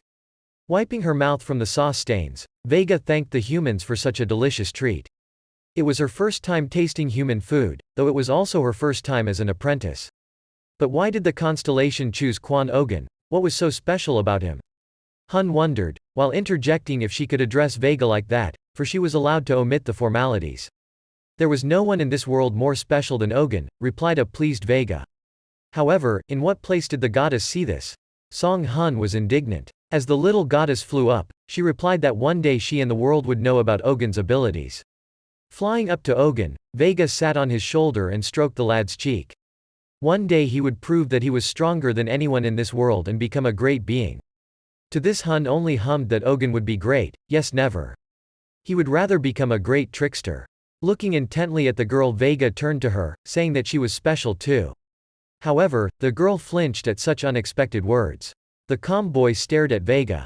He realized that the goddess was also seeing the same thing he was. Hun Nuna was an awakened one. Watching the girl's reaction, Vega interrogated Hun, doesn't the girl know about it? At that, Song Hun waved her head negatively. Her gaze was questioning what she was talking about. Constellation could help the girl with the curse on her eyes, but not now. Well, that was a hasty statement on her part. It didn't make sense now, she wasn't speaking thoughtfully, Vega summarized, translating the topic. Now it was time for her to retire, stretching the woman headed towards the boy. If Constellation was going to be in this state for a long time, the limitations would only get worse. Closing her eyes, Vega said goodbye to Ogun with a promise to meet the next day and vanished into the light of the pendant. The empty pendant now shone with a blue light, carefully guarding the goddess' sleep. The confused Song Hun did not understand anything, everything was happening like a dream. The guy sitting next to her admitted that he too had not thought of such a turn of events. Bringing her thoughts to order, the girl turned to Ogun, forcing his gaze to turn to her. Patting the seat next to her, the joyful Hun offered him a seat next to her, asking him to finally use his lap. Ogun did as the girl requested. Nestled comfortably on the boy's lap, she covered herself with a white blanket, hugging the young man's leg. There was no better pillow than a boy's lap, she said. The blushing girl asked the guy, he must be enjoying this situation too, right? Ogun was indifferent, but only rudely told her that she was impossibly heavy. Hun didn't like such compliments, so she slapped her hand on his leg a few times, forcing him to change his mind. She succeeded, so a satisfied Ogun said he was just kidding and she was light. So light as if her head was completely empty. Well, the girl wasn't happy about that. With sarcasm in her question, Hun asked what the man had just dared to tell her. Now she felt more irritated than before. They both knew it was a joke and didn't take offense to such a thing. After cooling down a bit, the girl closed her eyes and said good night. But what about Kwon Ogun? How would he sleep in a half-sitting position with a nunna on his lap? However, the girl didn't answer, either falling into sleep or pretending to. Looking at such a nice picture, the guy smiled at his happiness. Looking out the window, he stroked Hun's hair and whispered the phrase, "Sweet dreams." The promised 2 days had passed. Following the information from Lee Shin-hyuk's memory about the opening date of the Makdong Gate. Armed with his spear, Kwon Ogun entered the open gate as soon as it opened. However, they came early and had to wait for about 3 hours. Tapping on the silver necklace, a gray-haired goddess appeared along with rays of silver light. Vega hovered around the surroundings with interest. Although she looked around with sparkling eyes, she wasn't surprised by the fact that the gate did open, meaning the goddess actually believed Eugene. Well, it was normal for a regressor to know such a thing. Vega was a bit confused. This was the chance Eugene thought to take to get rid of any possible suspicions. It would only be better for him. He smiled at his thoughts while working out a plan. Stopping in the middle of the cave, the boy wondered. Would he be able to clear the gate alone? He was slightly nervous now, as he didn't know how many stars the local monsters had, even having brought terribly expensive and rare potions with him. However, failure was not seen as the bottom line. He absolutely had to get Aquarius. Mountains of money would only be possible to make from creating and selling potions. Meanwhile, behind the guy, something was creeping up behind him, green and long. The echo of sticky slime came to his ears. Eugene's face tensed after he turned his head at the sounds. Noticing the movement, the guy reacted to his attacker. A long tentacle attacked the guy's head with great speed, causing him to bounce out of his seat, increasing the distance. Something was hiding behind the stalactites, sticking out long branches. At the base of the tentacle, a slime-like monster could be seen. It had a sticky body that looked like sticky tar, and it wriggled, spreading its tentacles out on all planes. Guy asked the goddess what it was and how long it had been following them. Vega didn't know the answer to that and wondered at the creature's unpleasant appearance, asking in response if all gates had such things living in them. Well, since there was a constellation looking at it, it was necessary to at least try to kill the monster. Taking his spear in his left hand, Eugene swung, trying to put maximum force into the throw. Blue lightning flashed as his stigma glowed. Easily dodging the stream of tentacles, he jabbed his spear towards the black slime. It hit the green core of the creature and exploded, scattering the remnants around. Stepping back, he stuck his weapon into the ground and began to shake off his clothes. It was a real nasty thing. A dead one would be even harder to deal with. Goddess Vega watched the monster's condition with interest, wondering when so many of the same unpleasant creatures had managed to appear near them. The entire group of green slugs pounced on the kid, trying to inflict maximum damage. Because of their explosions after death, Eugene was limited in movement. Somehow they had put a debuff on the guy. This was going to be harder for him to deal with than expected. Stepping back, the guy swung his spear, cleaving the air with some of the slimes. However, they immediately exploded at close range. Since there was such an unpleasant situation, the guy will have to use a special skill, the skill of long-range combat, which he used earlier. Taking the weapon in both hands, it was covered with bright flashes, and the next swing will have to decide the outcome of the battle.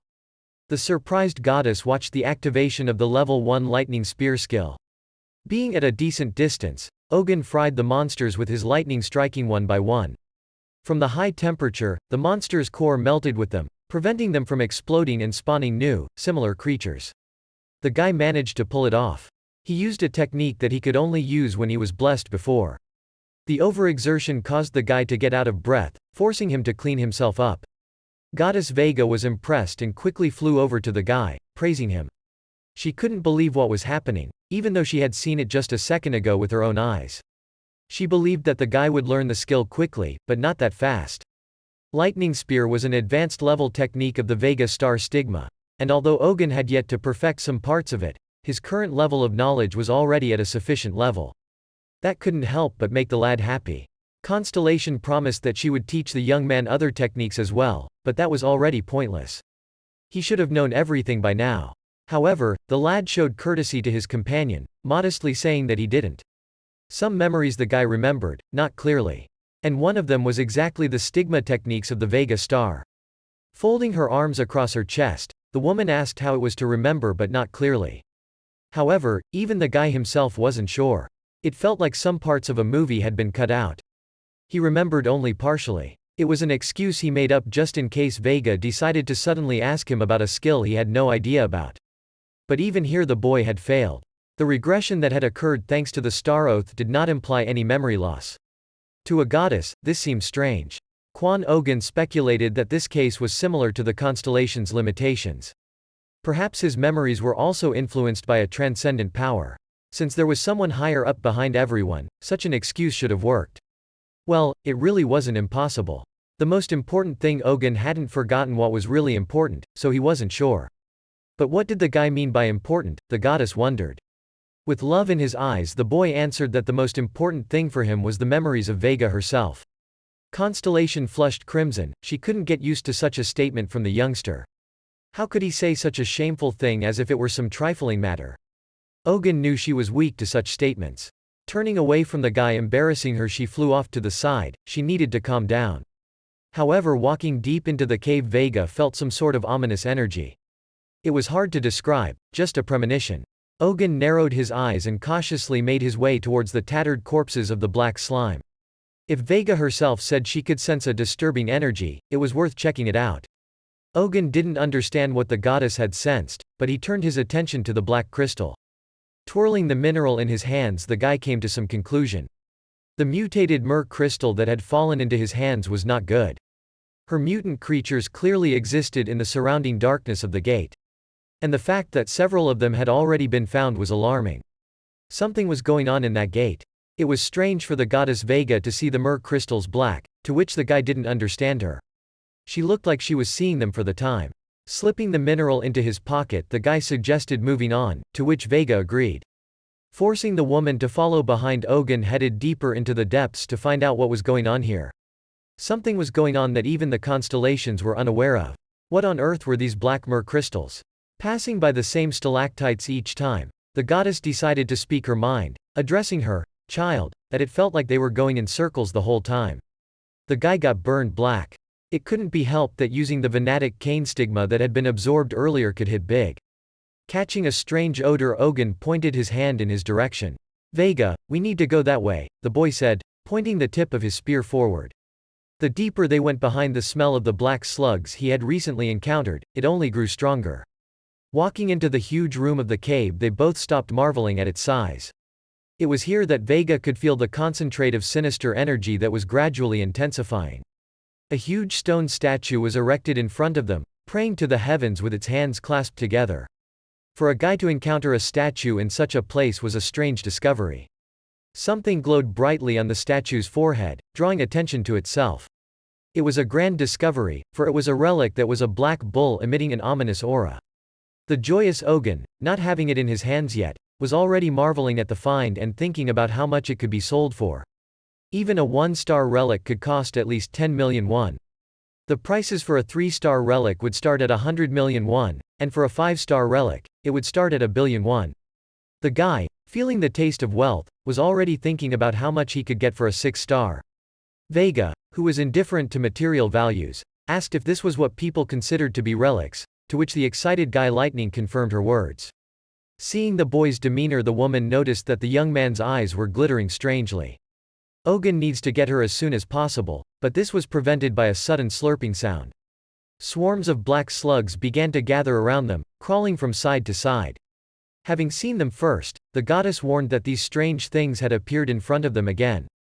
There was nothing to fear, he knew it was coming. Grabbing his spear, he headed towards the group of black slime. When he tracked the scent, he had already predicted then that this was where they would have to appear. They were acting as guards protecting the star relic. Eugene didn't care how many were here, so he asked the goddess not to worry about him. With a smile on his face, he felt his superiority and was going to take them all out at once to safely retrieve the bowl. However, everything was against him. The black slime gathered in the cave were about a dozen. Although it was a frightening number, he didn't think he couldn't resist them. Each slime was weaker than an armored wolf. He just needed to watch out for the explosion. In an instant, Eugene's expression tensed and an ominous feeling flashed through his mind. The monster had gotten bigger. The slime extended its tentacles and began to rub against each other. The bodies of slime burst with an unpleasant sound and joined together.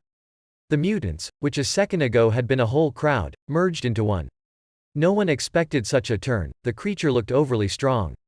The slimes merged into the shape of a giant about 5 meters tall.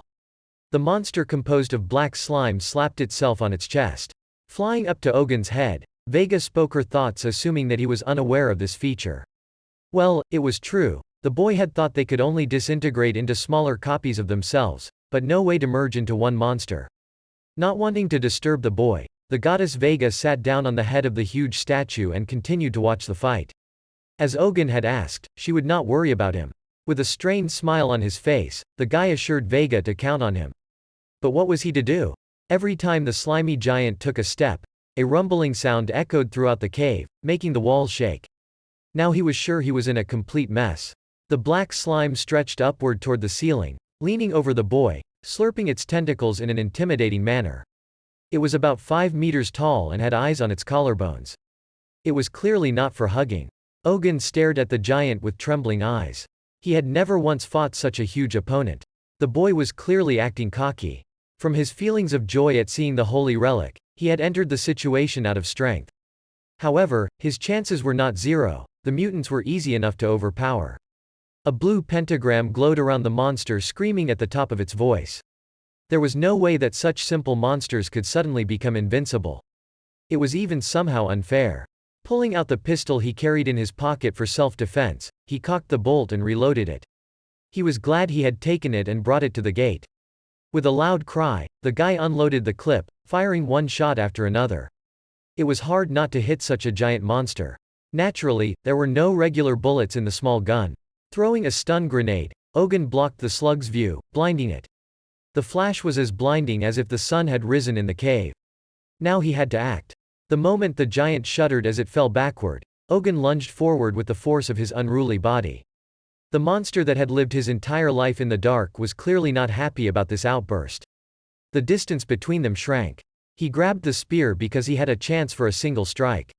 Since a surprise attack like a stun grenade wouldn't work twice, he had to risk everything for this one chance.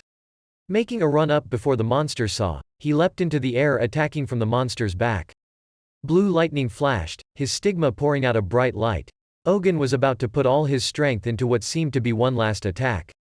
The lightning spear skill activated instantly. The guy stuck the weapon into the monster's right shoulder blade with all his might. He prepared his strongest attack to date. The black slime screamed with all its might, being fried by the discharge of millions of volts of electricity. The monster was not at all furious. The desperate attack still contained the monster's powerful strength that could split to flatten the guy. The tentacles that were at the foot of the monster began to attack the guy. Eugene had to jump aside, avoiding the limbs hitting his body, maneuvering between the stalactites across the dark cave. One attack really wasn't enough to hit the slime. No matter how much the awakened one was a supernatural being beyond the capabilities of humans, it was almost impossible to defeat a monster with such a physique with a single strike. With the monster's new roar, other tentacles appeared, hungry for the young man's death. It was necessary to dodge somehow. Finding himself at the wall of the cave, the guy took a rope with a cat hook from his bag, then with all the strength that remained, stuck a spear into the wall and used it instead of a lever. Jumping up from the tentacles with his weapon, Eugene swung the rope, making it wrap around the stalagmite hanging in the cave. The slime rushed underneath the guy but did not hit him in any way. Fortunately, the stalactites didn't break. Eugene reacted to the attack in time. If he hadn't been able to orient himself accurately, he would have been dead. The sound of steel echoed through the room as the metal hook scraped across the stalactites. Just as the tentacles slicing through the air were about to change direction toward him, Eugene loosened the rope and gave in to gravity and floated downward. With a soaring sensation, he flew over the monster's head. Landing exactly on the monster's back, the guy concentrated the lightning bolt into one hand. With a shout, "1,000,000 volts, you bastard!" Eugene attacked the slime with a precise strike into the previously made wound. The dazed giant went down on one knee as the lightning bolt swept across his body. Both of his arms flailed in the air in vain. The force was still difficult to control, so the young man's body also suffered from the electricity. The current traveled all over the creature's body, causing it to squeal in pain. Eugene still found it difficult to use the power.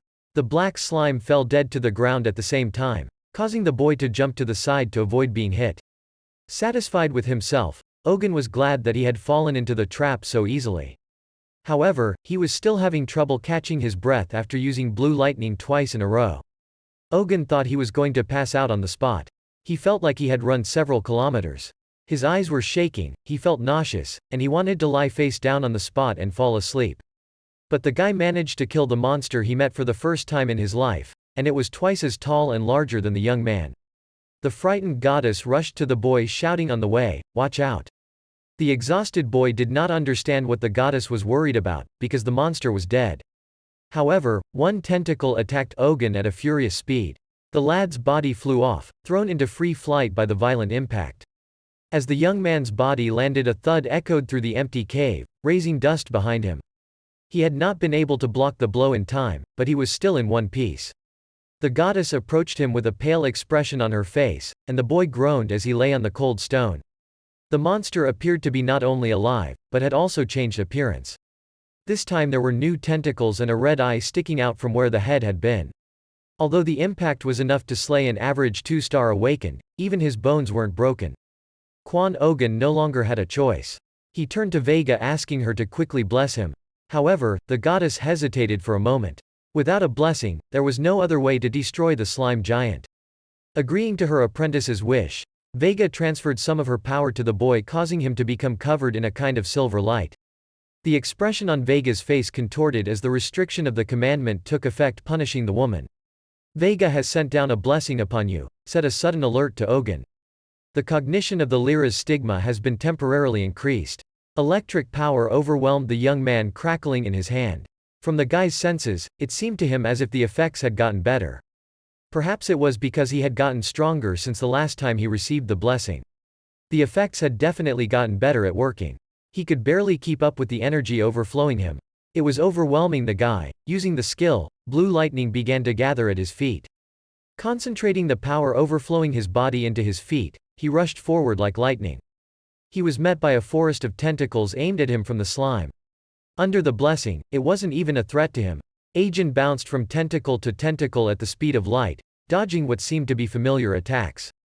Swinging his clenched fists furiously, he headed for the slimy giant. Clenching his palm, the guy concentrated his power into it. He created several attacks resembling ball lightning. He could create one lightning bolt per strike.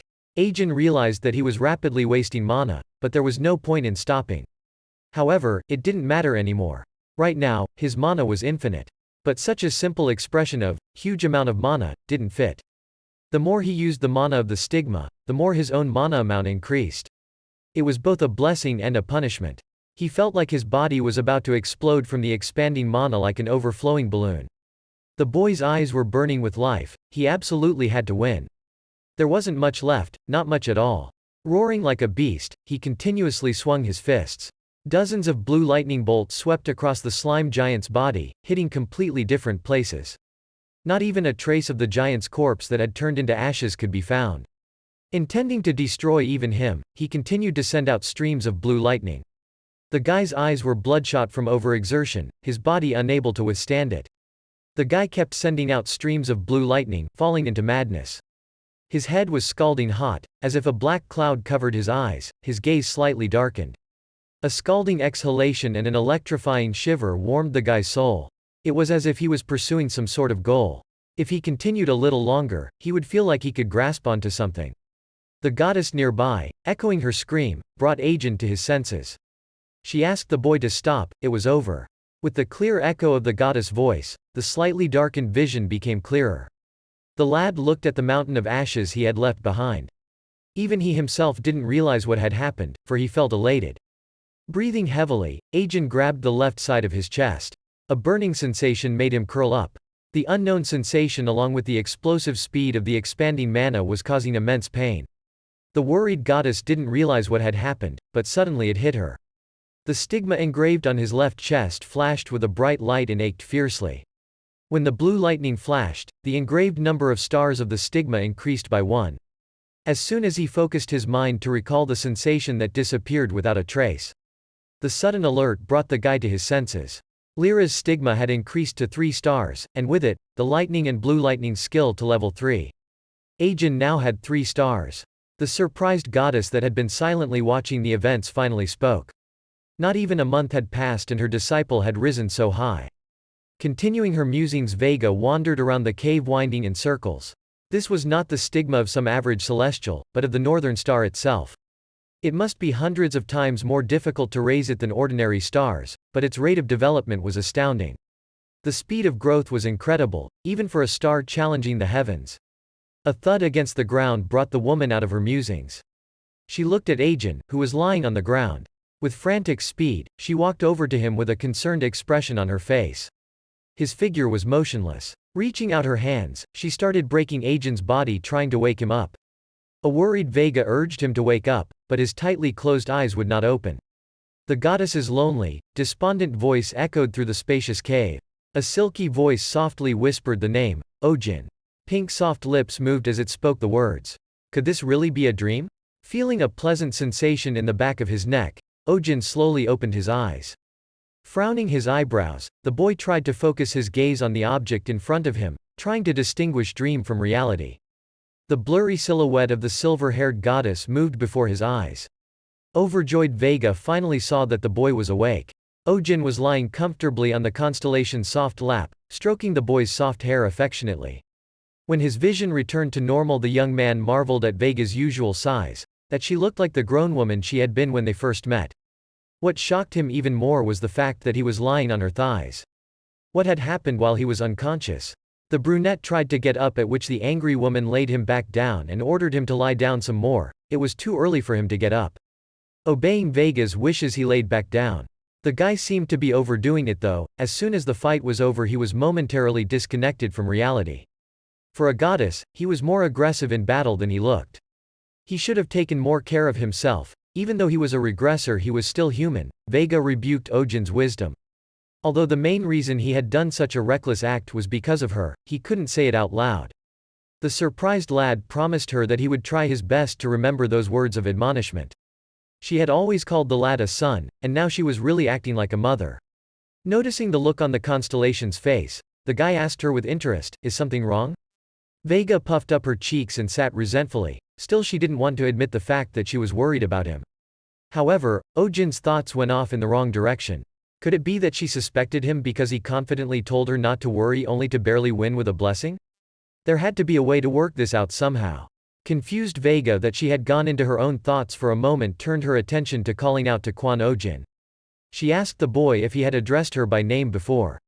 Eugene didn't understand what was said, what name and when. And most importantly, what would be in it for him. Standing up from the woman's lap, he watched the ruddy silver-haired goddess, who was refusing something. Embarrassed, Vega said she wouldn't be scolded for it. If the boy wanted to, he could keep coming back to her like that. Looking away, the goddess touched her lips. She figured since they were close, he could treat her like that. Like she said, to pretend that there was at least a relationship. He had used sloppy language towards Vega a couple times. However, Eugene wanted to clarify a few things. He had just come to his senses. Even the guy himself was drenched in color from such awkwardness. This utterance was against her wishes. Therefore, grabbing the guy's cheek, she spoke in an orderly tone that since it was like this, she personally asked to be treated informally as she had been before. A light bulb flashed above the guy's head. It wasn't a bad request. There was no reason to refuse. The goddess's face lit up with odes of happiness. Basically, everything was going well. Suddenly, the body of the goddess began to be covered with sparks, causing pain, but with time the current strength began to increase. Concerned, the guy cried out the goddess's name. The restraint started acting up again. This was quite predictable, as she had not only bestowed the blessing but also fully materialized her body. It would take her longer to recover this time. Eugene apologized to the woman with a bowed head. The young man had gotten too carried away and used too much of Lyra's power at the end. If he hadn't passed out, Vega wouldn't have had to assume her normal form and protect him. There was no need to apologize, the goddess said, because he was fighting a 5-star monster, and he was different from the other mutants. Eugene appreciated her words. He was afraid of getting suspicion after bragging about how know-it-all he was and getting beaten up, but judging from her reaction, instead of suspicion, a deeper trust seemed to have developed. But there was still one question left open: how she had healed him and why he didn't feel tired. Suddenly, a glint of an object near him caught his eye.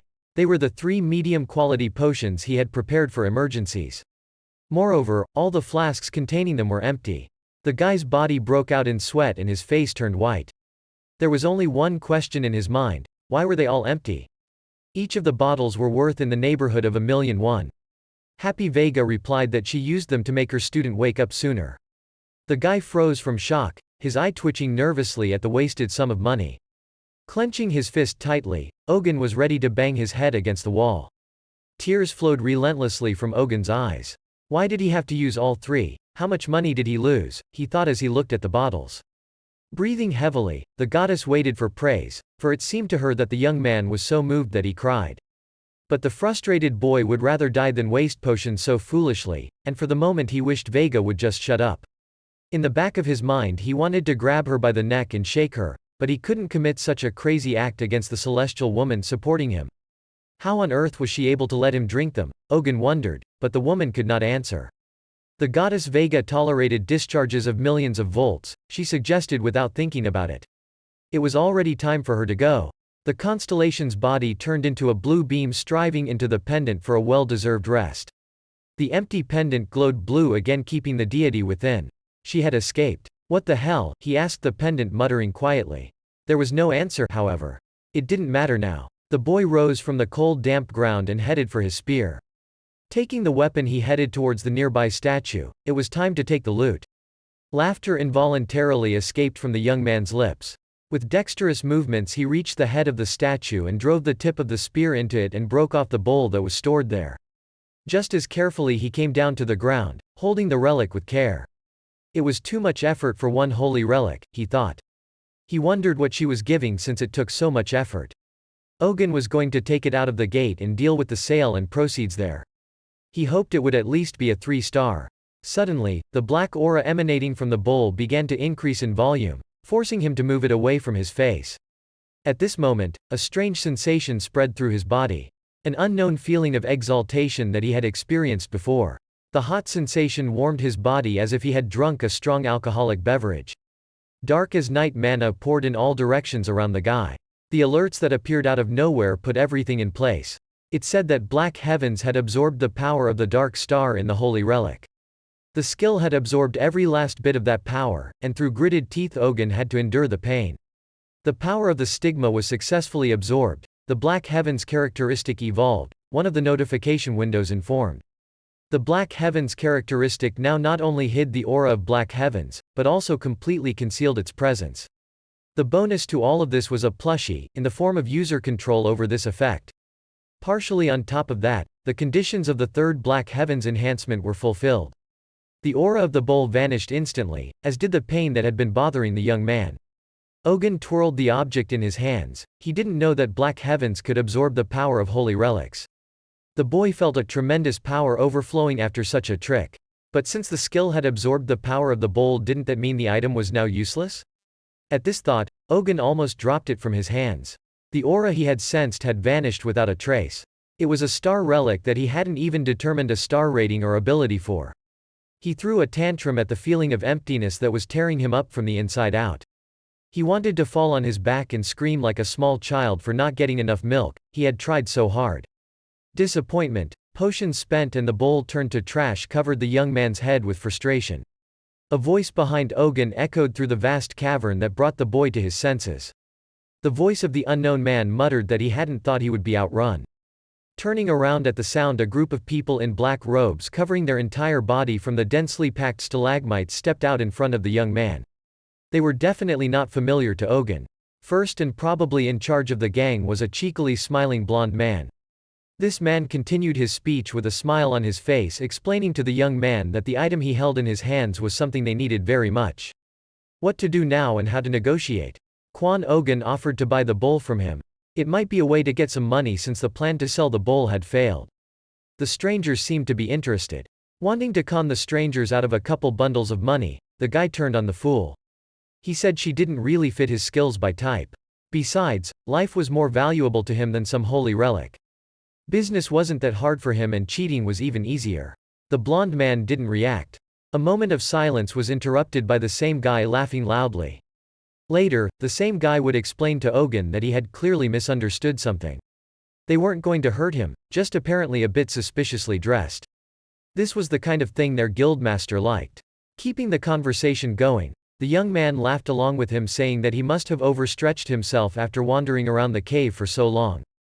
However, Eugene knew very well that this was no misunderstanding. He definitely felt threatened. There was no way to hide the intense lust for killing that came from the group of people from the guy. After taking a first glance at the relic, they were determined to fight. On top of that, these people had the same dark star power as the holy relic. Eugene saw a black, sticky aura floating around the stranger, which clearly did not inspire confidence.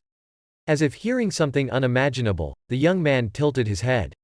It was rare for a star relic to be sold without even being examined.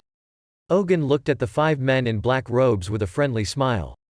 They were clearly a suspicious group, emanating a strange pseudo-relational aura.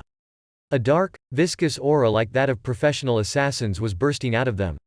Reaching an agreement about payment, the blonde guy held out a myrrh crystal to Eugene. He asked with a friendly smile if the payment was sufficient. The young man drooling on the stone he held in his hand rejoiced at the bargain. It was worth 200 or 300 million won. It was incredibly large. If one bargained for it, one could get 400 million won. With that much money, he would be several steps closer to his goal. Stuffing the mineral into the bag hanging on his shoulder, the guy coughed to look more serious for the deal. Receiving the payment, he said goodbye to the strange gentleman, thanking them for the crystal. Naturally, the black bowl he handed over was nothing more than a shell left behind after the black heavens had absorbed all of its energy. However, fortunately, he didn't seem to notice it. Heading towards the exit, the satisfied young man grinned. Who knew that this short-sighted man would take the bait at such a perfect time? Just a real jackpot, the boy thought as he headed for the cave exit. Essentially, this relic was a vaunted tin can at this point. However, his curiosity got the better of him. He couldn't just pick up and leave. These guys seemed very suspicious to him. Erasing his presence with a black curtain, he hid his body between the stalagmites.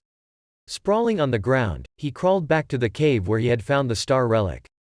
He needed information about the purpose of their search for the star relic and the power of the black star. Crouching not far behind a rock, he decided to find out what this dark secret was. Periodically peeking out from his hiding place, he watched the strangers.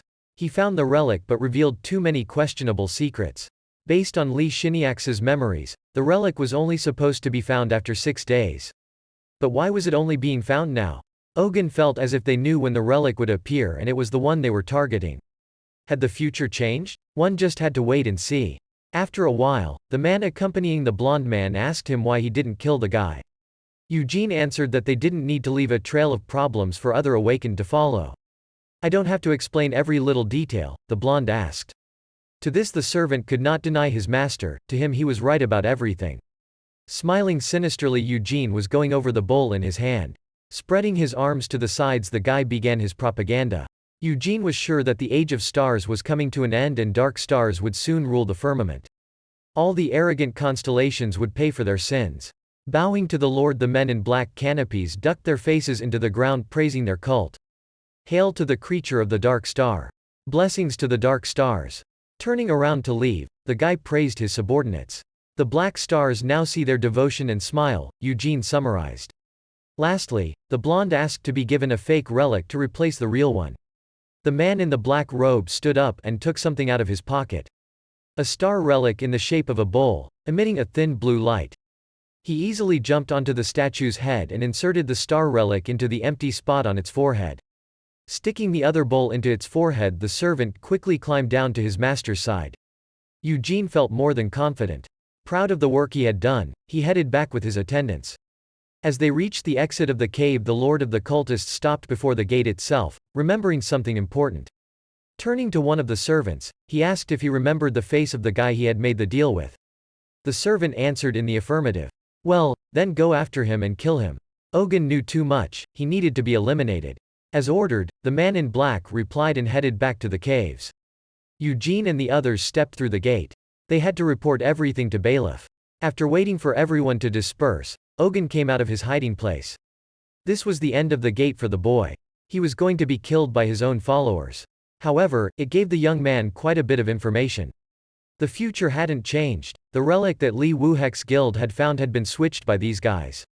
The girl from the memory said that there was something strange about the relic, and that explained why she said it. What Li Wuhek and his guild members found 6 days later was a star relic that had been replaced by the Black Star organization. Looking up at the light of the gate, Eugene remembered what they called themselves.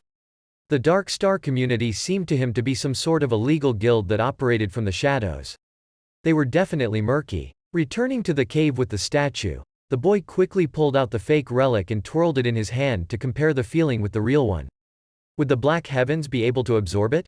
However, there was no reaction. The black heavens didn't care about this relic. But wasn't it beautiful? Eugene had found the relic and a first-grade myrrh crystal. The revenue he would get from these items would completely override his labors and the cost of the potions. He was now one step closer to his goal. With a joyful tone, the satisfied lad whispered to himself that it was now possible to catch the idle henchman. In and out of the gate, Eugene's messenger paced back and forth. Following orders, he looked for traces of the man he had met in the cave, but could find no sign of him outside the gate. There was no trace of Ogun left. The servant searched everything inside and outside the gate, but found nothing. He must locate the boy or there would be no trace of him. The servant swore loudly as he poured his thoughts about Ogun and where he'd gone into the seemingly empty cave, not even realizing he was standing behind him with a spear. A sharp pain in his back hit his brain, making his ears buzz. He felt as if he'd been electrocuted. The eyes of the man in the black robe widened. Looking at Ogun coming from inside the cave, his body shook with disbelief. "I mean where? I'm right here," ominously whispered Quan Ogun right in his pursuer's ear, adding a little louder, "right behind you, jerk." The servant's legs shook, and frothy blood poured out of his mouth with a cough. The boy twisted the spear that had pierced the man's stomach and smiled broadly. Crushing the spear point and with his weight, Ogun crushed the guy to the ground, causing him to scream in pain. His body flopped around like a freshly caught slippery fish and soon he was sprawled on the ground. Subordinate asked the young man time after time, "How?" Copying Eugene's phrase, the guy told the wounded man that it looked like he didn't understand something. Quan Ogun is the one asking the questions here. With wild excitement, the guy used the stigma skill. Blue lightning flashed from the spear blade, piercing the man's stomach, causing him to scream time after time. The trembling man opened his mouth pitifully. The man who had arrogantly stared at him was now crying pitifully like a 3-year-old child being punished by his parents. Ogun looked at the trembling man and smirked. Unreasonable and violence worked very well. People who encountered the kind of violence that went beyond common sense and reason couldn't help but be gripped by fear. Ogun had mercy on him. The poor stalker, all beaten up, sat against the cave wall, continuing to beg for mercy, and then he would tell all. With a smirk on his face, Ogun was glad for the success. In this case it was better for his subordinate to start talking and say absolutely everything he knew. The shining Milky Way splitting the night sky. Looking at the countless stars shining in the night sky, the gray-haired elder squinted his eyes. In the sky, an owl flew by, aiming for the man. When it was close enough, it perched on its master's shoulder. Suddenly he spoke in a quiet, elderly voice, to Eugene, asking if he had done his task and brought the right thing. This old man was a Dark Star community bailiff ranked 6th in rank. The king of owls, Chen-hu. Kneeling in front of the gray-haired elder, Eugene nervously swallowed, nervously giving an affirmative answer. At this, bailiff praised the fellow. Even though he had worked under the elder for a couple years, he could feel the pressure that tensed his body every time they met. "Owls," the old man suddenly began, looking at his friend sitting on his shoulder that was brushing feathers. The old man raised his hand, holding, addressing the follower. The owl flew away, and with the sound of flapping wings, dozens of men in black robes appeared out of the darkness. The elder waved his hand towards Eugene. "It's time." Nodding his head, Eugene brought the black bowl towards the complex and bizarre magic circle engraved on the ground. Eugene placed the black bowl in the center of the magic circle and spread his arms with a proud expression. "Owls." The boy began his sermon. "The beautiful night sky will now be filled with dark stars. Behold how the dark stars shower you with blessings." Under the deeply drawn hoods, predatory gazes glittered, though there were no words. Dozens of members of the Black Star organization watched the ritual, their breathing gradually quickening. Raising his hands to the sky, the guy waited for the audience's reactions. They didn't make him wait long. A long and protracted howl accompanied Eugene. Under the light of the full moon, the magic circle shimmered with silvery light. Everyone was waiting for it to react to the power of the bowl. However, the relic was still lying on its side without showing any reaction. The pale Eugene fell to his knees in a wild panic, staring at the bowl without realizing what had gone wrong. It couldn't be. How could it be? He muttered to himself, dewy with sweat. No matter how many times he looked around and touched him, he showed no reaction. Meanwhile, the elder slowly approached the guy, who as soon as he noticed him started making excuses. The gazes of dozens of people pierced him. He could see the expression on the elder's face distorting. The old man was evil. The murderous aura that surrounded his body could be felt from a distance. Eugene's half-closed eyes opened to their fullest extent. Holding the spear in his right hand, Eugene listened with anticipation to whatever his captor had to say. The Dark Star community is an organization formed by constellations of dark stars. "What's that, a constellation of dark stars?" the boy asked, demanding a detailed explanation. "Many years ago, when all the stars were swallowed up by darkness, constellations were born, which were called dark star constellations," the bound stalker continued to say, squinting his eye because of a bruise. Swinging his weapon, Eugene resented the fact that he wasn't being spoken to with riddles. How was he supposed to understand anything from such an explanation? However, the frightened captive closed his eyes and shook. It was explained to him in the same way, so he could find no other words. A little cooled down, the young man asked the guy where the base was located and how many occultists it had. Bowing his head obediently, the captive told the details in great detail. The base was located in an abandoned observatory on top of Mount Begun. The underground floor of this building was a branch of their base. There could be about 50 people there. However, where was the main base? Eugene asked, frowning his eyebrows in indignation. However, the guy didn't know that. That was not the right answer, so the young man swung his spear, stopping it a millimeter away from the man's skull. Wailing wildly, the bound man shouted at the top of his voice that he really didn't know this information. Only the heads of the branches were aware of its location. Someone like him couldn't even know where the other branches of the organization were.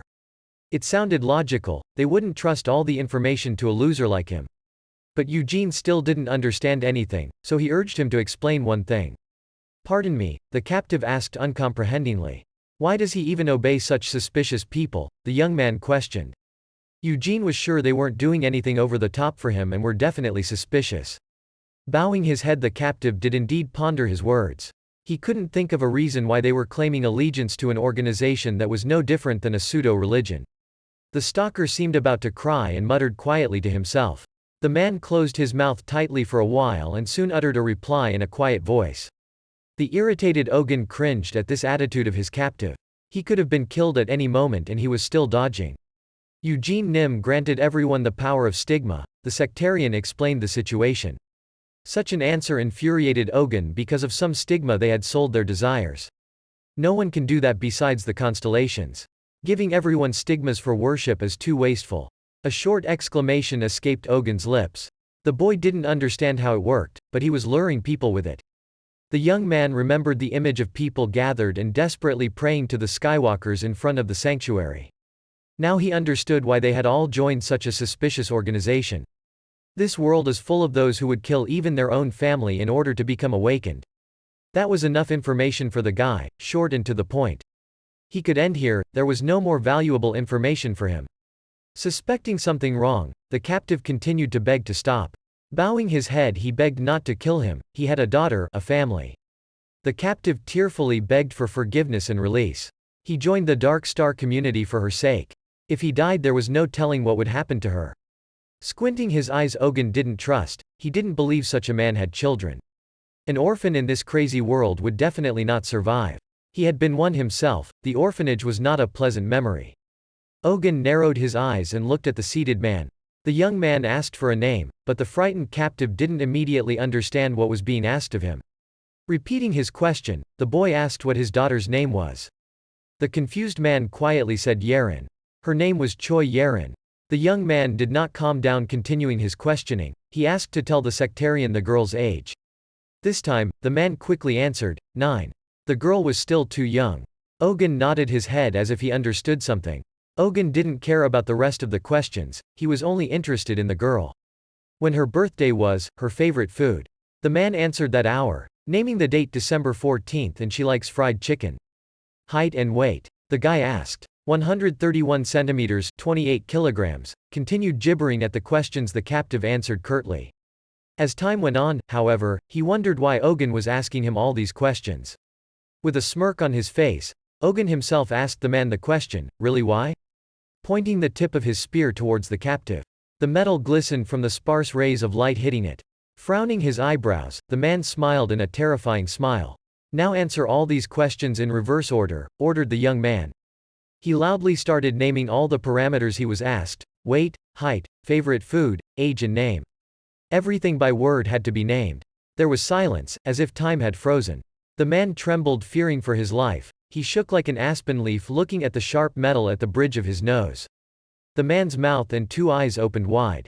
Swinging his weapon, Ogun grinned contentedly and shouted that he didn't remember the details the sectarian had made up on the fly. Lies were hard to repeat in any other order, he was certainly good at that. The spear was aimed at the man who was screaming at the top of his voice, begging to be saved. He didn't want to die.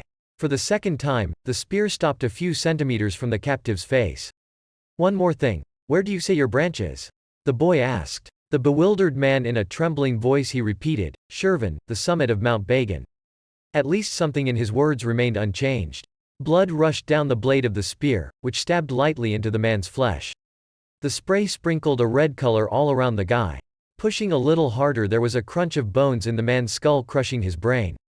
The bulging eyes and open mouth would remain in Ogun's memory for a long time. At least that small fraction of the words turned out to be true.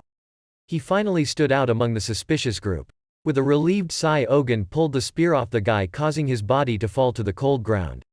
Dark Star community, the guy thought they would be great simpletons so he could take advantage of them, but they turned out to be quite strong. He ended up triggering a beehive by tricking a group filled with dangerous people. The day's first order of business was to deal with the corpse. Getting quite close, he crouched down beside it. Picking up his clothes, he looked at the stigma, musing about it. Could this be the same Dark Star stigma he was talking about? Spreading his arms, he placed them on top of the stigma. Black streams flowed from his palm, enveloping the stigma.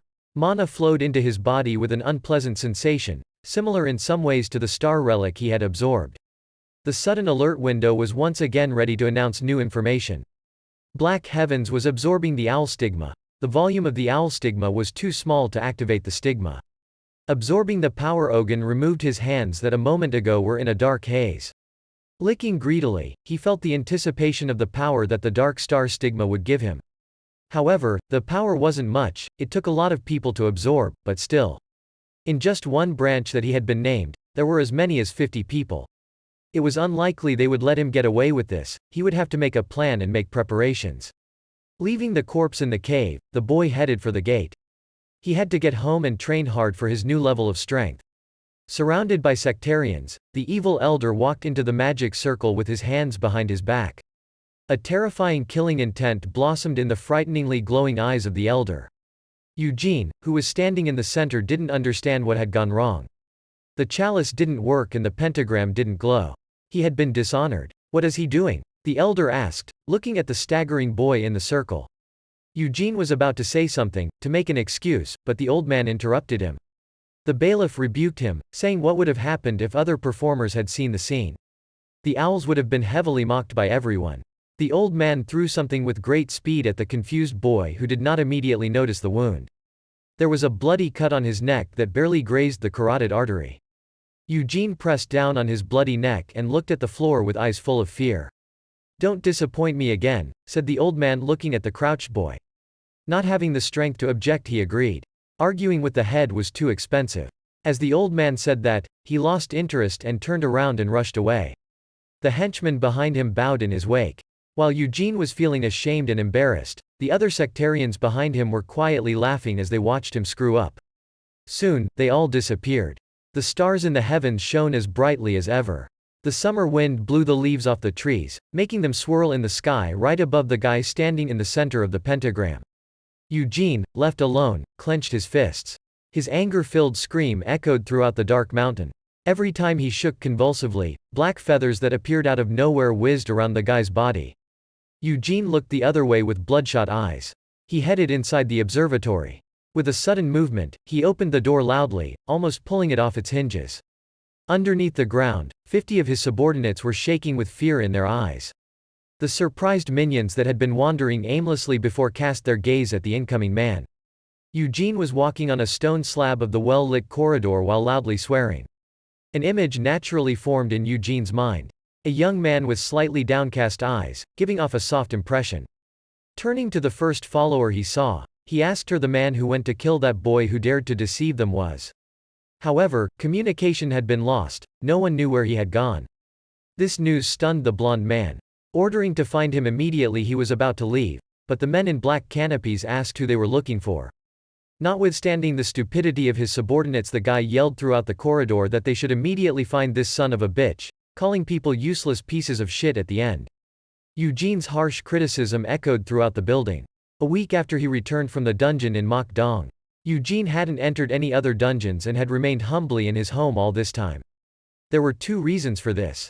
Practicing on the roof of the house covered with artificial grass, the guy swung his spear doing various kinds of pirouettes. The mastery of the spear poured out with blinding speed. The movements in a series of jabs, slashes, and strikes naturally flowed through the air like flowing water. Making a small acceleration, the guy concentrated the power in his legs. He jumped a decent distance to the top. Eugene's reason was to get used to his body and mana, which had increased dramatically after reaching the rank of 3 stars. After landing on a concrete slab, he wiped the sweat from his forehead with the edge of his t-shirt and headed for the stairs that led down from the attic. Leaving his weapon at the entrance, he went to the shower to wash off the dirt. Lyra's stigma was very strong, the young man said to himself, rubbing his body, which was already flushed from the hot water. He stepped out of the shower and went to the other room, continuing his monologue. This stigma was stronger than Taurus, and faster than Scorpius.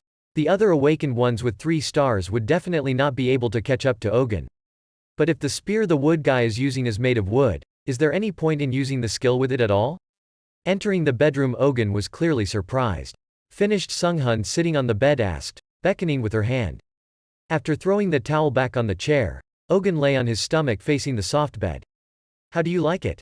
The girl asked. Her soft touch touched his shoulders. Warm hands, full of just the right amount of strength, gently stimulated the muscles of his back. Turning his face towards his girlfriend, he wondered why she decided to give him a massage. Evil Sung-hun asked him if her beautiful skills were not to the guy's liking. However, turning back around, the guy praised her. It wasn't that bad. The sarcastic girl at such a compliment only shushed him, asking him to shut up. Unlike her aggressive tongue, Sung-hun's touch that slowly circled and stimulated the muscles of his back was incredibly pleasurable. The boy blurted out in pleasure. This was just what was needed after a long workout. Folding his hands under his head, the guy enjoyed the massage with all his fibers. Tonight he would sleep like a dead man. The equally satisfied girl continued to knead the guy's asshole. A powerful pain, as if his shoulders were stuck between some kind of press, shook him. At such a strong force, the guy instantly jumped, screaming at Nuna that he could really die now. But the calm girl just laughed, asking him not to overdo it. Sitting on the bed, Eugene put his hands behind his back, stroking his shoulder blades to keep the pain away. He kept whimpering, saying what kind of Nuna was this and how did she have so much strength in her. Bending his leg on the bed, Sung-hun watched his wriggling and asked him not to be picky. A free massage and he's still complaining. After watching enough, the girl still felt sorry for him and promised to be gentler. Leaning her gaze into the bed, the seemingly distraught girl rubbed her foot. Although she was nothing but a half-awakened who couldn't use her stigma, since she was an awakened who had reached 7 stars in the past, the strength of her grip wasn't something to be laughed at. But now, she couldn't even use the stigma. Looking at the girl, Eugene became worried. Had he offended her in some way? Raising her head, Sung-hun turned to the boy, bringing him out of his thoughts. The girl brought up the issue of money. Did he manage to earn a lot when he became awakened? But it was the guy who answered in the affirmative. He had made good money not only from the items that were found in the gate, but it was because he was the one and only apostle of Vega, had obtained Lee Shin-hyuk's memories, and that the Black Star organization simpletons had appeared just at the right time. He was making money at a speed incomparable to other awakened ones. Is it true? As if chewing and swallowing grains of sand, she continued to ask dryly. So they didn't have much time left to spend together. The frustrated guy relaxed his shoulders, dropping those down. Right now he looked like a wet puppy that had been thrown outside. However, Sung-hun was right. Eugene would soon reach his goal of 10 million won. Once the sum is collected, it will all be over. End along with this daily life that seemed like it would last forever. Reaching her hand forward, one would think that the girl was going to pat that one on the head. However, she was slapping the poor guy on the back with all her might. With a strained smile, the girl laughed and asked him why her brat was so serious, as if someone had died. Those punches were painful as hell. Suddenly, music blared across the room. A nearby cell phone line nearby lit up, showing Shen-hu, interrupting the guy's pastime. Calming the girl, Eugene asked her to wait until he answered the call. Going outside away from the madwoman, the guy picked up the phone. On the other end came the gruff voice of Han's supervisor. He greeted the guy and said they had something to discuss. It was about an urgent assignment. Well, an assignment. It wasn't a good time considering the guy had nothing in case the Dark Star Society wanted to get back at him. Now it was time to lay low until Vega regained his physical form. After gathering his thoughts, he answered that he couldn't agree yet, but he wasn't allowed to finish his sentence. Leader Han calmly said only 2 words that change everything: 2 billion. Luck was clearly on Eugene's side. Howling like a wolf, he definitely couldn't refuse such a lucrative offer.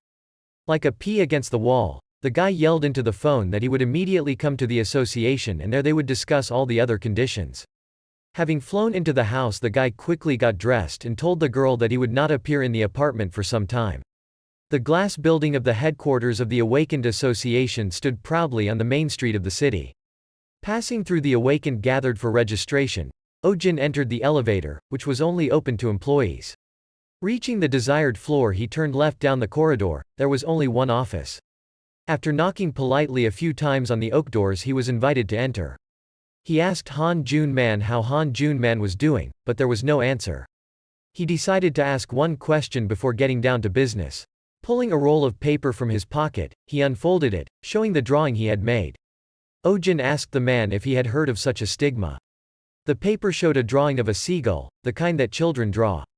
Team leader Han stared at the drawing for a few seconds, but later pulled out a tablet and began flipping through the pages of an electronic reference book. Soon he looked at the page with the drawn stigmata and narrowed his eyes. It was the stigma of owls.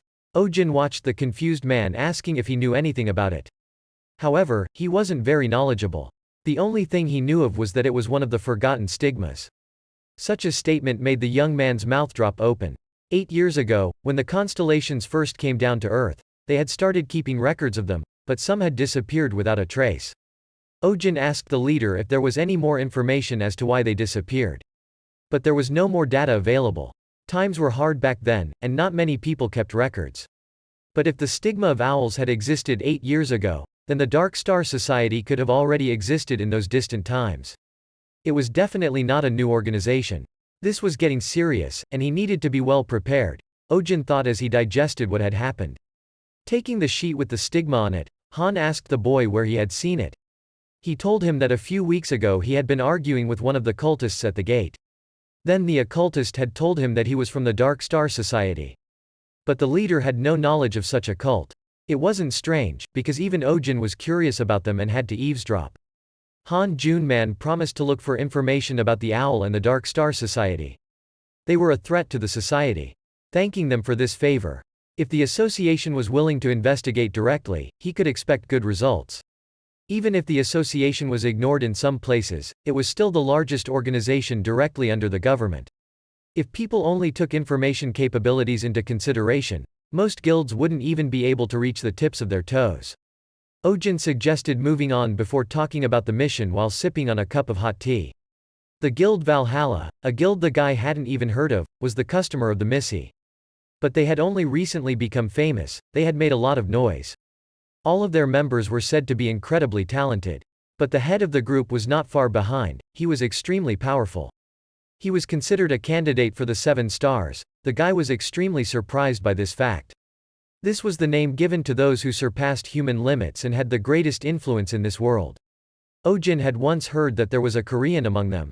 So there would be another awakened one from Korea. Interrupting the boy's thoughts, Han suggested to continue talking about the case. According to the application form in the mission, Eugene had to find a human in the gate, and they were looking for a strong awakened man for that purpose. Finding the man justified such a payment of 2 billion. This man had disappeared on November 6. It was unknown where he had last been. Most likely he had gone to the 1 or 2 star gate of Incheon. Han read out the details from the tablet. Eugene knew the place. It was where he'd been doing his business for the past few years. The young man estimated that it would take him no more than 3 days to solve the case. The missing man was a man in his 20s, 180 centimeters tall, a brunette of athletic build. But who knew his name was Lee Shin-hyuk? Leader Han finished reading out the details while looking at the confused guy, asking him if he could do it. But how can they look for him if he was killed by lightning and it's been almost a month since he was killed? What a crazy situation. Lee Shin-hyuk, a man Eugene had once met at the low-ranking gate, and he was a true regressor. It was In who had tricked him, worn his trust and stolen from him, but who knew that this goody-goody was the guild leader's brother. Catching a sensation similar to being hit in the back of the head with a sledgehammer, the boy realized. The only person who would look for him without believing him dead, who was also the head of Valhalla, was Lee Woo-hak, his younger brother. That's how it works out. Everything comes back boomerang. By now, Lee Shin-hyuk should have been in the hospital. In the past world, before Lee Shin-hyuk regressed, around this time he opened his eyes in the hospital room, apologizing like an errant boy who didn't do his job. A dishonorable and insignificant brother, and a younger brother prominent enough to be mentioned as one of the candidates for the 7 stars. However, with his death, the future changed as well. Han Junman, who was sitting across from the boy, questioned Eugene if he would take the job. However, Junman needed to stall for time. His head was spinning. He had enough of those jerks from the Dark Star community, and now Lee Shin-hyuk had fallen on his head. The Lee brothers with their bizarrely intertwined fates and dark stars on top of that. At the end of a long thought, Eugene mouth smirked brightly. He could take advantage of this dizzying situation. Slowly but surely he was sure he could control a future that was beginning to change to his liking. Han slid a clipboard with information on the missing man toward the lab. Standing up from the couch, the guy thanked the manager, but refused, justifying it by saying that he didn't need the job. He probably didn't expect the guy to turn down such a good opportunity when all I have to do is find a man for $2 million. But he was really toting for such a fabulous sum. Han Junman clearly didn't expect such an answer. He found it hard to believe that Eugene would turn down a hack job for $2 billion. Such words made the guy's face turn red with anger. Saying that he wasn't good at looking for people, he headed for the door. However, Han stopped him saying that it could be profitable for the guy. However, Valhalla had a great relationship with the association, so the manager thought it would be a good idea for Eugene to get some connections too. But for the moment, the guy had another idea. He would still get the chance some other day.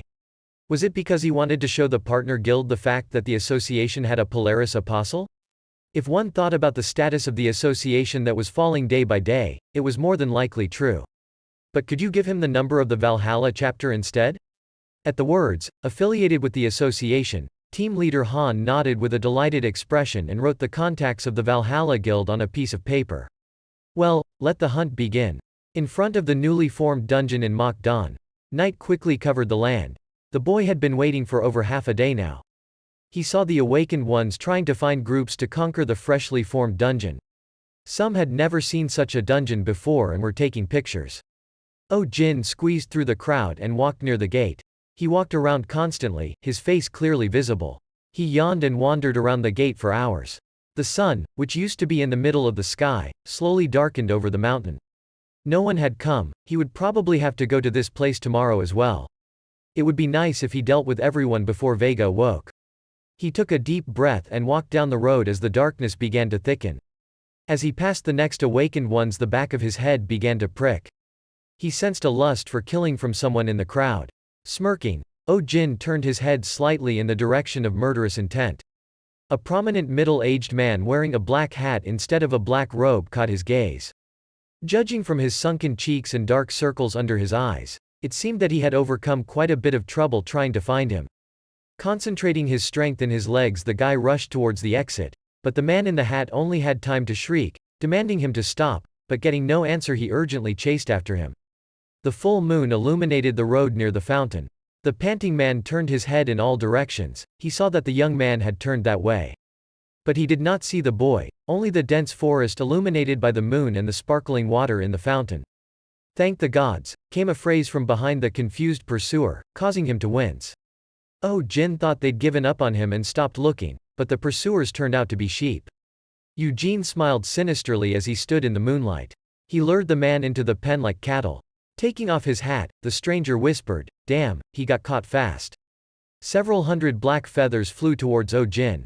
This was his first time seeing this ability in person, as he had killed another man in an ambush before getting a chance to see its abilities. Jumping up into the high ground, he dodged all the feathers. He hadn't tortured himself with training for nothing. Could it be that these feathers were the power of Stoke's stigma? Though blue lightning flashed on the spearhead, Eugene was now aware of all the stigmas, so it was time to say goodbye. Increasing in strength, the lightning whirled precisely at the man that clearly couldn't dodge. He simultaneously put out his spear and turned around. The man who was following him quickly crossed his arms over his chest and blocked the spear. The spear bounced off the black feathers sticking out from his forearms. Activating the hunting dog's stigma, he looked around his surroundings. He did not sense the presence of any other organization members. Lightning formed at the tip of his spear and spread forward.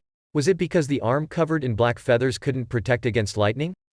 A terrifying scream escaped from the man's mouth. Taking a couple steps back, the man destroyed his stand. Not wanting to die, the man quickly fixed his ruined stance and grabbed the spear blade with his feather-covered hand. However, the weapon still impaled him, preventing him from pulling out of his flesh. When Eugene suddenly let go of the spear, the man's body was unable to keep its balance and fell. With a rough stomp of his foot, Eugene leapt forward. He struck the stumbling man's head with his clenched fist.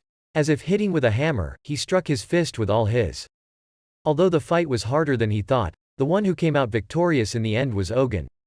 Taking his fried stalker by the collar, Eugene hauled him off, throwing him against the trunk of a tree, forcing him into a sitting position. Standing in front of him, the boy berated himself for being ill-prepared. Even though he was a simple 6, he was not an easy opponent. And the elder would be even stronger. However, it didn't matter.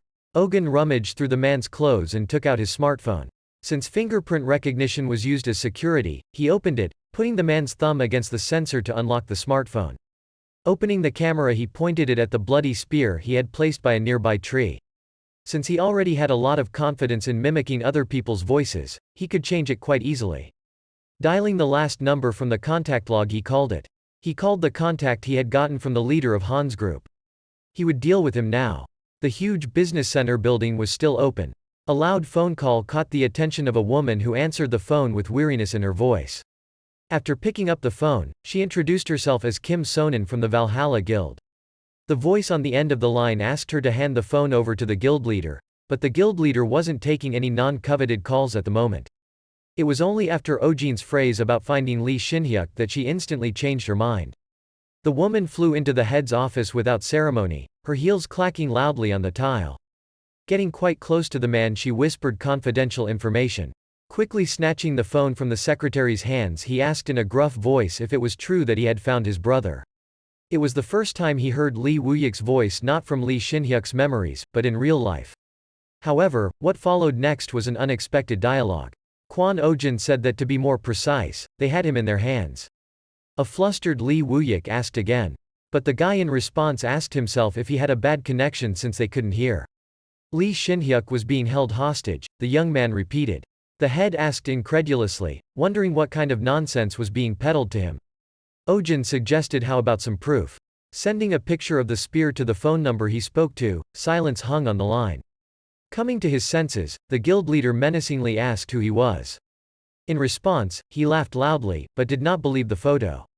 But the guild leader continued to ask who he was, constantly raising his voice. A sly smile spread across the guy's face, he was clearly satisfied. It was time to let one dog off the leash, a vicious one, capable of tearing any enemy apart in a rage. Call me Eugene, the young man said slyly, releasing the angry, namely Woo-yik. As a kid, the older brother was always better than Woo-yik at everything. Wow, bro, you're so cool, the younger brother praised the older brother, but the older brother only scratched the back of his head in embarrassment, saying it was no big deal. It was a friendly game of soccer. The younger one looked at the older one with such admiration that it seemed that at this rate he would soon be shooting lasers out of his eyes. Things that seemed difficult to him were nothing to his brother. Though he was only a few years older, he was comparable to a supernatural being. He was superhuman in his eyes. However, during the next attack, all the people ran away from the monsters, screaming to be saved. The whole land was on fire. That's when Woo-yik first felt the power of the constellations on him. That day he saved hundreds of people. Everything changed when the real superhuman showed up. He became an apostle, and a lion constellation. Unlike him, the incarnation of the constellation of the lion, one of the 12 signs of the zodiac, his brother was not chosen by any of them. The inferiority complex that had been building up since childhood became his adrenaline. He put in more effort than anyone else in the entire country, desperately honing his strength to the point of being a cut diamond. Woo-yik did all of this without realizing how his brother felt, nor did he realize how terrible his desperation was. Though he said it was nothing, the younger man soon realized that he was the cause of the condition. His brother could not bear it. The world was instantly overwhelmed by ferocious monsters. The fact that he had to receive his younger brother's protection in this horrible world full of blood and flesh provoked feelings of shame. Shame that he was now being protected by someone who had recently needed protection himself. Such responsibility weighed heavily on Lee Shin-hyuk's shoulders. The younger brother, absorbed in his new life, realized that they were very different from each other. Too late, depression set in. He refused to eat and shut himself in his room for days without letting daylight in through the thick curtains. Lee Woo-yik understood him, because before waking up he had the same inferiority complex as he did. but the gulf between them grew wider and wider. But one unremarkable day a joyful older brother flew into the house announcing that he too had awakened, shouted at joyful Lee Shin-hyuk. He now had the stigma of the compass. So when his awakening happened, the younger one hoped that their relationship would now be the same as before. He was overjoyed. "What's this?" Shin-hyuk asked, holding a long weapon in his hand. It was a gift from his brother, which was not easy to get. It was custom-made and inlaid with crystals of the world. He couldn't stay with it often, as he was busy with guild business, but he still felt like they were getting closer compared to before. This was not just a gift for Lee Shin-hyuk, it had its own value and a nice bonus on top of that had his favorite green color. "Thank you, Woo-yik," the older man said and promised to treasure it. "What do you think of the photo, do you believe it now?" Eugene asked, bringing his companion back to his senses. The photo pissed off the guild leader. Silver-tipped green crystals of peace, this spear is unique. After all, it only belonged to his brother. Hyuk was ready to tear apart anyone who approached him now. It was even strange that the phone he was holding hadn't turned to splinters yet. "Who are you?" Hyuk asked calmly at first, but a few minutes later he was yelling into the phone, saying who the hell dared to threaten his brother. Even the secretary clasped her hands to her chest. Afraid to say anything. His rage boiled over to the point where he couldn't concentrate on anything else. "My name is Eugene." Eugene introduced himself with a sly smile and sneaky intentions. The name Moon buzzed in his head, memorizing it forever. Naturally, he knew that it wasn't his real name to some extent, as the kidnapper couldn't reveal his name so easily. However, one thing he was certain of. Lee Shin-hyuk, his brother, had been kidnapped by him. "What do you want?" Lee Woo-hak asked, trying to meet the kidnapper and kill him as soon as possible. The protagonist calmly said that he wanted 3 million won in cash and to meet him on the 25th day at an observatory at the foot of Pegansan Mountain. Alone, of course. And if the head of Valhalla dragged a tail, it would only make things worse, especially for his brother. This amount of money was a lot of money, but to the Black Lion it was dust, pennies compared to his brother's life. Eugene quickly recited this information and hung up the phone, not accepting any objections. Loud beeps filled the office, making him feel wildly uncomfortable. Clenching his teeth, their gnashing was heard. As if exploding, a torrent rushed in, driving him insane. Followed by Lee Woo-hak's loud shout that he was no longer able to contain himself, releasing a wild stream of aura. The poor secretary even took a few steps back, as if a powerful wind was blowing on the seashore during a 10-point storm. The calm appearance of Lee Woo-hak, who usually led guild members with a cold temperament, could not be seen. Instead, it was the appearance of a wounded beast. The woman tried to reach the head and calm him down, but nothing worked on him. Only after a few minutes did he hide the aura of a lion back. "Immediately contact the association and gather all the guild members who didn't leave for the raid," Lee Woo-hak ordered. Although Eugene had told the head of Valhalla to come alone, he couldn't actually come alone. He wasn't foolish enough to fall into an obvious trap set by the enemy. By summoning all the members of his guild, he would gather his might. There was no way he could not know that this was the most sensible method to save his brother. Coming to the Han leader, Eugene brought him the protrat and some information that he had on Eugene. "Thank you. I will pass this information on to Valhalla," Han Dong-man said as he gathered the papers into one pile of papers. Lee Woo-hak was much more nimble than our protagonist expected. He of course realized that he would also be affected because many guild members were currently on raids, but not so fast, not even a day had passed. The leader of Valhalla, who had already heard the name Eugene from the guy, immediately called out to him. It might seem strange to him that the kidnapper named himself so easily, and the fact that he was trying to blackmail such a powerful person as the head of Valhalla. But now he would accept anything, for he had already seen his dear brother's spear. So much for coincidence, Manager Han began to say idly. It was hard for him to even imagine that this guild would be looking for someone who got into a fight with Eugene. Not to mention that they were asking for the guild the guy was a member of. Until now, the young man had never even heard of a request for help, so he asked what Han meant. The details, however, had not yet been given even to him, but he had heard that it would be necessary to build a barrier around the foot of Mount Pegansan. Eugene didn't have to be involved. But he still agreed to help, which surprised the manager.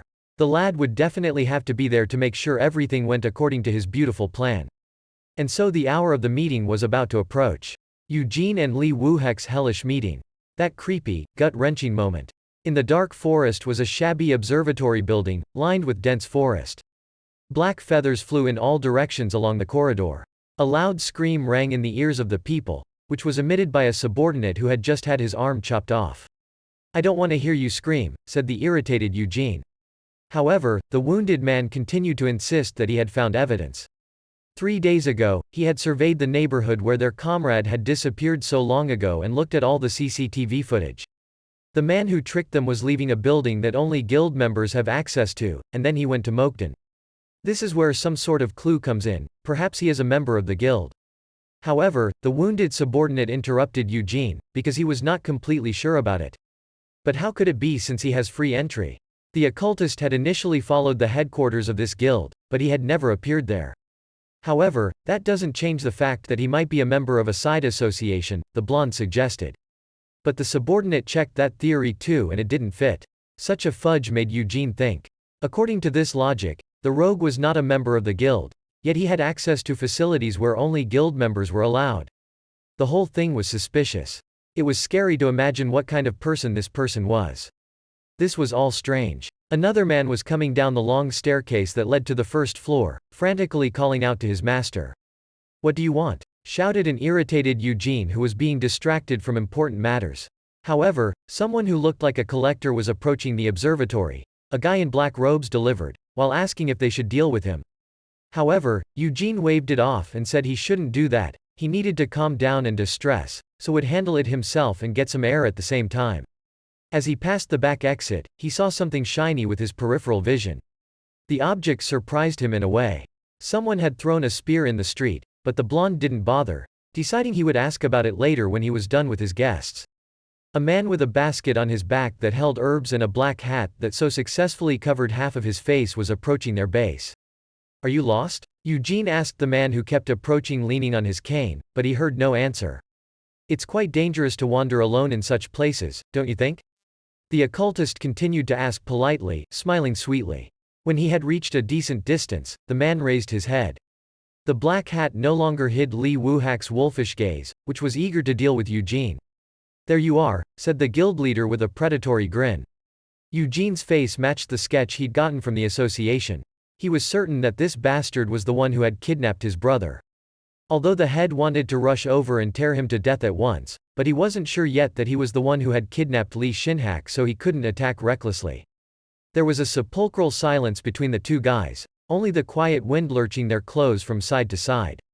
Eugene didn't realize what was wrong with the man who was standing opposite him. For some reason, the sight of him made him shiver, he could only observe with his lips tightly clamped shut. "Guild head, I found Shinhek's spear," came from Yuke's earpiece. Here came the irrefutable evidence they were looking for. Rough mana surged out of Li Wuhak's body as the lion stigma engraved on his left chest lit up and a strong stream of wind intensified, forcing the occultist to cover himself with his hands. The hat from the gatherer was swept away by the force of the aura, revealing his opponent's face. It wouldn't just be the gatherer. This face was definitely familiar to him, the black lion Li Wuhak. He had definitely not come for a peaceful sit-down over a cup of tea. The fact that he had committed many misdeeds so far was true, but he had never bothered the big guilds or those that were even slightly stronger than him. He only unleashed and realized all his desires on the weak ones that couldn't even reach his feet. Most of the cult did speak ill of his cowardice, but wasn't the world such a place to begin with? Weak creatures were meant to be stepped on, and he was one of those who knew that better than anyone else. The head of the Valhalla Guild, who was considered to be the next one to become a 7-star awakened, was standing right in front of the disconsolate guy that he didn't understand what the hell he was doing near their base. "You said you wanted the money, I've prepared everything," Li Wuhak said, and roughly threw the bag he was carrying on his back onto the ground. When it opened, the money sprinkled down like dirt. Eugene looked at him with a confused expression. Why would the head suddenly come and drop such a large sum of cash? This was clearly a strange situation. But in order for them to be taken, the guy needed to survive first. A strong gust of wind swept over Eugene, causing him to pour curses in torrents. He barely managed to avoid the attack. Although he couldn't understand why the situation was going on like this or what the hell was going on. Fortunately, he was in a situation where he wasn't that far away from the shelter. It was a distance where his shout was more than enough to be heard. If he sacrificed all of his subordinates, it would be enough to create a small gap. However, that didn't happen. Another silhouette of a man ran behind him, making the occultists think that they weren't alone here. There were several other people hidden around the perimeter with them. With a loud voice, Yuk ordered everyone to attack his brother's kidnapper. Simultaneously with a roar, dozens of awakened people jumped out of the forest and ran towards the observatory. Every single one of them was a high-ranked awakened one with frightening physical abilities. Some, armed with hammers and shields, could easily break down the dilapidated walls of the observatory, which they actually succeeded in doing. Through the hole, the guests came through, killing one person at a time. Everything was on fire. Screams of agony filled the building. Every room was stained with bodies with thick red blood. The guild leader assumed that Eugene must have thought that he would fall into a trap, but it turned out to be the opposite. The head of Valhalla angrily demanded to know where he was keeping his brother. It was like a forcibly shoved in a detail that didn't fit with the rest. Aside from how they'd found shelter, the fact that he'd suddenly thrown money and asked her his brother was didn't fit in any way. So why was he asking the blonde man that? A powerful pillar of smoke rose above the forest after an equally powerful blow, presenting Eugene with a beautiful picture. He calmly observed this landscape from the safety of a nearby hill. The aura of the lion that enveloped the sword cut through everything around it. After Eugene successfully dodged, a tree that was thicker than a grown man collapsed. Attacks resembling the claws of a beast flew ferociously at the guy.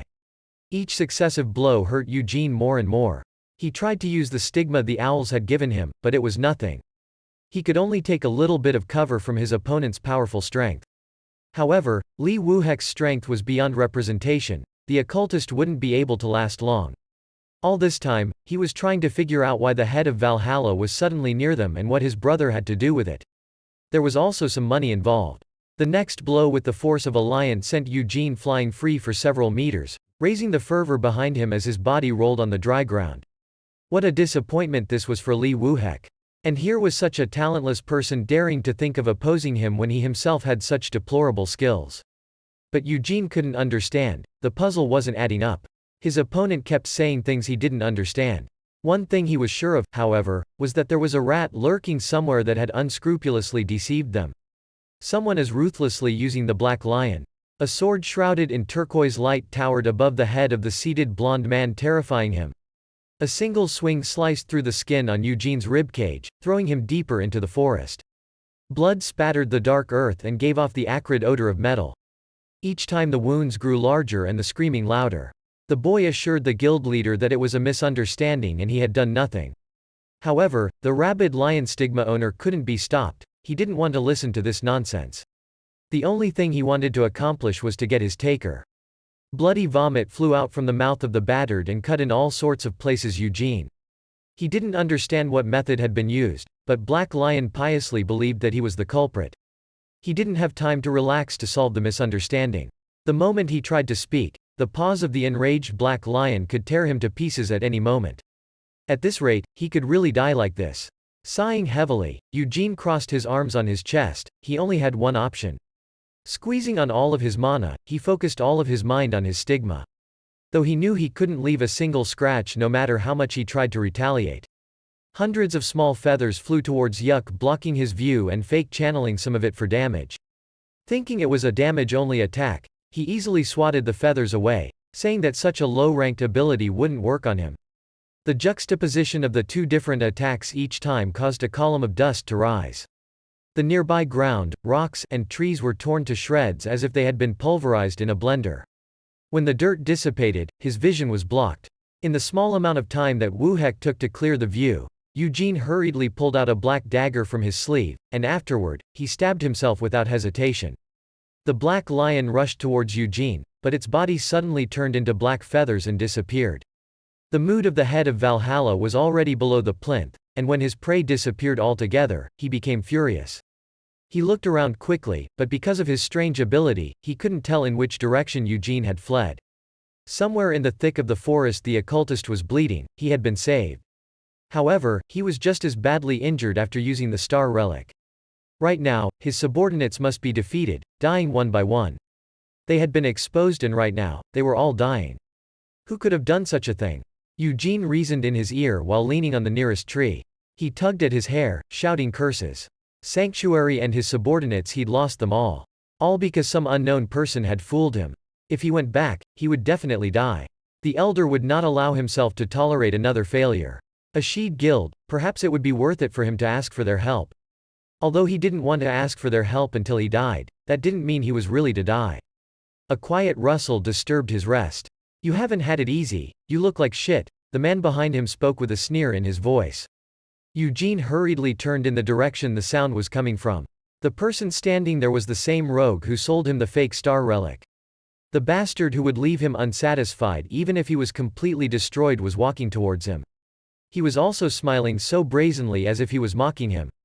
The protagonist chuckled evilly, shaking his shoulders and looking at Eugene sitting on the ground. For a while, Eugene didn't understand why exactly this guy was here. The occultist's eyes opened wide even though he continued to doubt the situation. Afterward, a tremor in his voice came over him. This entire situation was because of him. Goosebumps ran down his body and something clicked in his brain. His mind finally pieced together a picture out of the chaos. And that information was just getting to him. The smirk on Eugene's face grew even wider and his eyes narrowed. Eugene couldn't use his brain since he had been in such an urgent situation before, but thinking about it now, there was no one who could know the location of the shelter except him. It was those two subordinates of his who were chasing him that were finished off. He had already predicted the possibility of finding the hideout. However, he thought that it didn't matter. He thought that there was no point to it since the prey was not him, but this passerby. Gathering the strength in his legs, the protagonist activated the stigma while shrouding the spear he had borrowed from his guild in blue light and attacked his already half-dead opponent with lightning speed. He would be grateful if Eugene didn't fight back. And he promised to finish him off quickly. Eugene shouted, swinging his spear at him. The force with which he struck the spear threw Eugene several meters away. He did not manage to avoid the attack. Standing up from the ground he staggered and clutched the wound on his chest. When the wounds he received from Li Wuhek opened again, blood began to flow from them. Enduring the pain, the occultist used the stigma pointing the feathers towards the young man. He was so weak that this ability was nothing compared to the Apostle of Lyra, and he was infuriating in his vitality. He was still full of energy, but it was hard to move in this state. Bleeding after each blow, the owl follower was bent over in a triple bend. In this case, it was really better for him not to move. Even if he was tricked into this state, it seemed that he had no intention of giving information about the Black Star organization. Activating the power of the stigma, a blue light illuminated a large part of the forest. An unconscious body lay on the damp ground. There was nothing of interest. There must have been some sort of ban placed on him every time the protagonist wanted to know something important about the Dark Star community, he would start convulsing. However, it was still possible to find out some things. Eugene was a low-level administrative officer. He was in the service of someone named Bailiff. Eugene also managed to get Han's contacts. Could it be that he was a colleague of his? It was entirely possible. Either way, the young man doesn't need them now. He has nothing to do with the Dark Star community. Unless they come after him again. Looking at the datasheet he received, he noticed a minor detail. And it's one that the guy could really use. If you think about it, isn't it too strange that a heavenly demon who lives to destroy the world should appear in an organization like this? So that the truth about him being the owner of the Black Sky would remain undiscovered.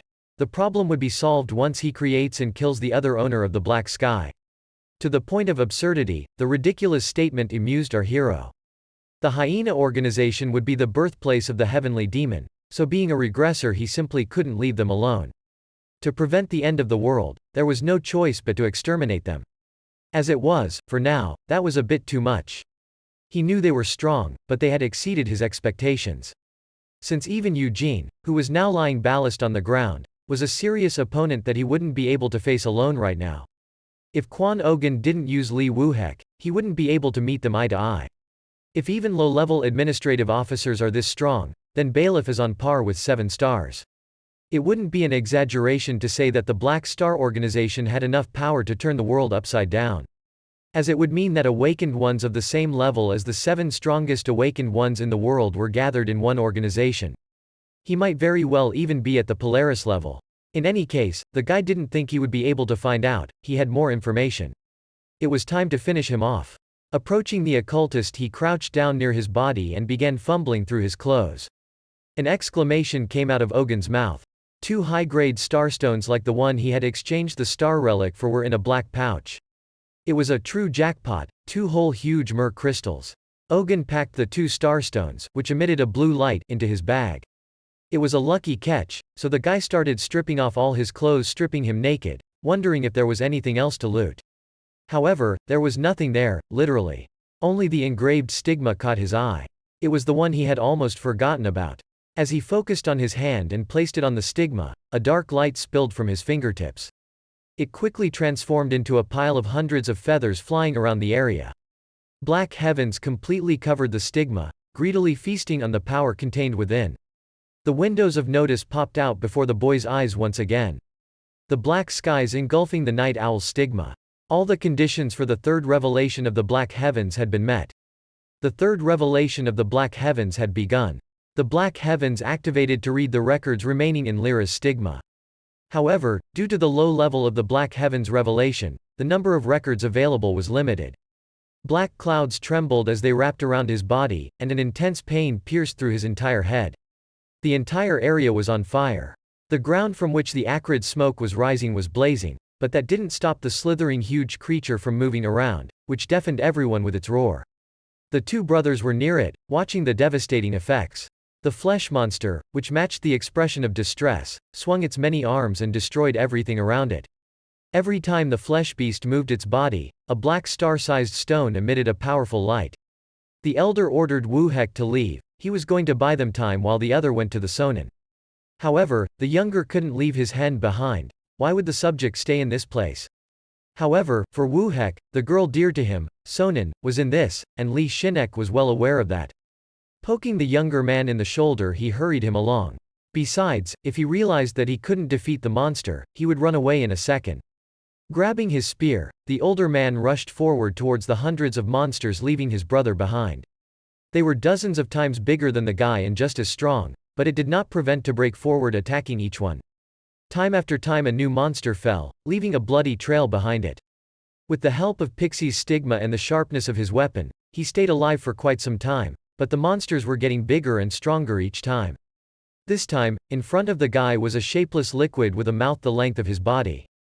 Waving its limbs, the monster wiped out the obstacles that got in its way, scattering the created rubble around. He was terrified. If Li Shinek had only known that a creature like this was sealed under Soul Station, he would have prevented it from appearing. The seizure from Shinek's memory stopped. Ogun began to greedily gulp air as if he had just been pulled from the water. After the influx of memories, he felt bad every time, as if he had been rolled in a blender. The new alert that came out of nowhere said that the guy had managed to inherit some of Li Shinek's records. The level 5 compass spear skill had now passed into the level 6 compass spear skill. Black Heavens had reached the 3-star revelation. The Black Heavens had obtained a new ability, Eternal Convergence. However, what is this Eternal Convergence? The guy was curious, so he clicked Show Details. This ability meant that mastery of his main stigma extended to other stigmas as well. So if he increased the skill of Lyra's stigma, the other stigmas would become stronger as well. To be sure, he would have to test it out for himself. Even though this was the first time he had activated the stigma, he could make 10 black feathers and shoot them naturally. At least it was a little different from using Lyra. Since he didn't know how many more stigmas he would earn in the future, it could be said that being able to use a portion of the mastery of the main stigma without restriction was an amazing effect. It was simply unbelievable. This way, he would only be able to focus on the Lyra stigma without worrying about the others. Well, he had done everything he wanted to do, so it was time to wrap it up. Activating the owl stigma, he attacked himself, slicing his skin with razor-sharp feathers and filling the forest with more screams. The pain rendered him unconscious, blacking out indefinitely. The mint-scented liquid flowed down his throat and began to spread through his body. The refreshing feeling lingered in his mouth. After a few moments, the pain in his body began to diminish rapidly. The muffled call of Ogun's name made him come to his senses. If opened his eyes, he saw Han Junman looming over him. Quickly coming to his senses, he was startled and even crawled away a bit, touching the empty bottle of the revitalizing potion. Once again, such an expensive product had been used on him. In the midst of all this, a lot of people were shouting amongst themselves. The atmosphere wasn't the worst, but it wasn't good either. There were 10 people with minor injuries and 1 seriously injured. As for the pursuers, Chong Dok was in charge. During all this commotion, Quan Ogun turned to the person sitting across from him and almost called Leader Han a cultist. He pondered where he should be now. Everything was simply explained to him. Ogun had fought a criminal and an ambulance had been called, so he should be taken to the hospital soon. All this courtesy the guy didn't need. There was one piece of unfinished business left that couldn't wait. But Mr. Han insisted that he should lie down after such a fight. But our humble protagonist kept saying he was really fine. The guy had self-inflicted the injuries to make it look more believable. It wouldn't be good if he just got burned like that. He wouldn't have done any serious damage anyway. Leaving Han to deal with the rest of the wounded, the young man managed to get away to settle things. Eugene went to the place where the body of the occultist he had defeated lay. However, Li Wulhik was already standing there, deep in thought. Turning around at the sound of footsteps, the head of Valhalla saw the guy. After politely asking his name, he asked the guy a few questions. Well, it was time to end this spectacle. The head of the Valhalla Guild asked the only question he was interested in at the moment. Before the owl bastard died, did he say anything? The Black Lion asked. Eugene saw his clenched fist shake. This reaction was natural since he had been unable to find Li Shinhak no matter how diligently he searched the surroundings of the observatory. The last remaining hope for him was the testimony of the person who had cut Eugene's life short. But Quan Eugene said deftly but with calmness that there was no such thing. The expression on Wulhek's face expressed the deepest despair. Even though what he said didn't soothe his soul in any way, if he were the head, he wouldn't have looked for answers, but would have checked the direction Eugene had tried to escape after being injured. After all, it seemed suspicious, as if he was trying to hide something, and probably if one went in that direction, there was a great chance of finding Li Shinhak, suggested Apostle Vega. It was a good chance to play his trump card. After walking a few hundred meters deep into the forest, past the tangled paths, they did indeed find him. There, indeed, lay a breathless body. There was an acrid, foul odor emanating from the body, as it had already begun to decompose. It was cut so badly that there were even bones sticking out in some places.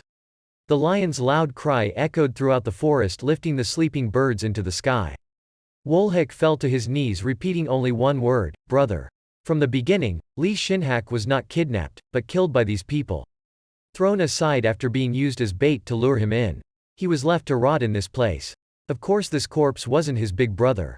It was just another Dark Star bastard that was stirring under our hero's feet. However, he wasn't responsible for Li Shinhak's death either. He had thrown him into the Anthorn's poison and tried to get away to save his own skin. That time, those armored wolves almost ate the guy. Then he'd already revived on his own and died the same way. Eugene was the victim in this situation. He'll use whatever he needs. Whether it was a Polaris Celestial or a brother who had lost a loved one. If he could achieve his goal, he would use it to the best of his ability. Yes, that's true, but watching Wulhik suffer still made me feel really lousy. In any case, there was nothing anyone could do anymore. The guy didn't want to disturb his grief, so he left the scene. The wounds left by the feathers were throbbing, but they did not prevent him from walking. Leaving the others on the mountain, the protagonist went down the mountain road. The cloudy sky of dawn accompanied him all the way. A week had passed since that terrible incident. Quan Eugene was invited to visit the Valhalla Guild. The guy didn't really resist, so he quickly packed up and headed on his way. The journey didn't take long, so when he got there he was already waiting. He was met by a girl dressed in a dress kodo, a sight that could be admired for days. You couldn't tell for sure if she was the one who was supposed to meet him, but she wasn't. She greeted the visitor graciously and escorted him to the Lord in the same manner. The building was small, as expected of a guild made up of a small number of elites, but it did exude a strong sense of luxury from the entrance. Greeting the man who was already seated in the office, Eugene asked what the head of Valhalla was looking for him for. The room was filled with simple furniture, something one would not expect from the room of a guild leader whose value was constantly increasing. But that was the beauty of rich people. Taking a seat near the lion, Eugene began to listen to the reason. To begin, Li Wulhik apologized for not introducing himself properly. It was immediately obvious from the head that he still hadn't completely withdrawn. The clenched fists, tight lips, and murderous aura made it clear. It would be foolish to expect him to fully recover from his brother's death in just 1 week. I called you here to thank you, said the head of Valhalla as calmly as possible. Eugene hadn't even expected a thank you, but the secretary promptly brought a huge black suitcase. If it wasn't for the young man, Li Wulhik wouldn't have been able to avenge the person who killed his brother. Placing the suitcase on the wooden desk, Kim Sonan opened it. The shiny bills sparkled in the boy's eyes. There was 3 million won in there. The amount demanded by the kidnappers, and that money now belonged to Quan Eugene as a reward for catching the kidnapper. For the sake of decency, the guy tried to refuse some of the money since it was too much for a reward. The head was not going to argue with that. The young man's eyes narrowed and the obvious question came out of his mouth. Such a sum could only mean one thing: there was another reason. After a moment, Wu-hek asked if it was true that he was rumored to be the apostle of Polaris. The answer to that question was brief, a simple yes. Well, there was a good chance that he had heard about it since they were on close terms with the association. Also, Black Lion had heard that Eugene had been attacked by the Dark Star Society not too long ago. He and his entire guild were trying to capitalize on that. They planned to find the origins of this society and uproot them. They also wanted the boy to help them in this endeavor. A smile crept onto Eugene's face. Lucky for him. He was going to deal with them, and now he could get 3 million won on top of that and get Li Wu-hek's support, which wasn't bad either. Quan Eugene agreed. It was a sin to refuse something like this. After receiving his cooperation, Black Lion asked if the guy had any more information about the Dark Star community. But he received an affirmative answer to that question as well. Vega Apostle stretched forward the piece of paper that was so neatly folded. It was information about Han Ashen. On the piece of paper was his contact information. He was one of the managers of the Dark Star Society. An icy killing intent poured out from Li Wu-hek, who received the piece of paper. The information given by Eugene was enough for now, so they said goodbye at this point. That same day, our protagonist went to Han's place to discuss some matters. Will this matter be investigated separately now? Han Junman, the team leader, asked, standing closer to the window. Yes, replied the guy, although some of it would still be handed over to the guild. That was why the guy would like to ask him something. Han clearly didn't understand what the guy was implying. He handed over the pre-prepared equipment request form to the group leader Han. However, looking at the blueprints of the spear reinforced with silver and world crystals, still with a remote combat function, he was struck by it. In a way, it resembled an underwater hunting weapon. The team leader clearly liked this weapon. It was definitely suitable for that kid. However, such an expression made him tense. Han agreed to pass on the request to the factory, but there was still a cost to be discussed. Swallowing nervously, Eugene carefully opened his mouth. He could feel the cold sweat running down his back. It would be bloody expensive. A spear made entirely of silver, and an extraordinary firing device. Since they would have to improve it with starstones from there, the price would be huge. And the construction will be unusual, which adds up to a few zeros. Our association will bear the cost, the leader said. These words were like a blessing from an angel descending from heaven. The guy had done a good job in establishing a connection between them and Valhalla. Even the leadership had a very high opinion of him. So this was the least they could do. Quan Eugene was incredibly grateful for this. It seemed like he was ready to throw himself into hugging everyone in his path. However, the prudent interlocutor prevented him from doing so. Not even the thing the boy had asked for last. Han didn't expect he needed such a thing. However, yes, he did need it, but time while patient, so the quality needed to be as good as possible. The order was accepted and would be paid for by them. But Quan Eugene refused. He himself was willing to pay for his order. It was hard to imagine such a decision coming from such an inveterate rogue who still continued to act like a cheapskate. Supervisor Han put the blueprint diagram in his pocket and said goodbye to the guy. Too many impressions as it was for one day. I'm home, the guy said as he entered his apartment, but there was no reply. I'm home, he said as he walked into the interior of the rooms, but he was accompanied by silence. The quiet girl was wearing headphones and had a serious expression on her face. What were you listening to that you didn't even meet me? Eugene asked, muttering something in Sung-hyun's ear. The poor girl was so startled that she almost dropped the phone. Music, I was listening to music, the blind girl quickly denied. Then why did she twitch so much when he approached? However, Hyeon quickly blurted out the first thing that came to mind, which was that she had decided, she said, the guy was going to hit on her. Spreading her hands apart, the guy with a sly smile told her not to talk nonsense, especially at such an age that he knew what kind of music she was listening to. It was clear she was lying, but he didn't want to dig into it. Not being able to see didn't mean the desires would disappear, and he'd heard that things enjoyed with his ears were starting to become popular. It's not like that, an annoyed Sung-hyun shouted at the guy's back. However, he only slammed the door as he walked into the bathroom. Silence reigned in the room. A sense of loneliness froze in the girl's faded eyes. The smartphone screen turned on as she pressed a button, and so did the headphones. She listened to the list of valuables being auctioned off by Yusan this year. One of them was the dragon eye she was so desperately searching for. After the request for equipment, the lad spent his days at home in boredom. Eugene, who, as usual, went up to the roof at dawn, performed acrobatic moves that ordinary people wouldn't dare, trying his best in training. The preliminary results of the research on the relic our hero brought to his guild finally arrived. The item was found at Mokdong Gate, had a 3-star level, and helps restore mana, said Mr. Han while looking at the report he received. The boy's eyes rounded up to the size of a plate. Eugene wasn't going to use the bowl anyway, so he told him to give it to him along with the crystal he had found. Digging through his bag, he pulled out 2 more minerals and asked him to sell them as well. And he thought that there is a level 1, well at most the second. Now he was even a little grateful to the Dark Star Society for such a gift. After calculating the approximate result, Han summarized the results.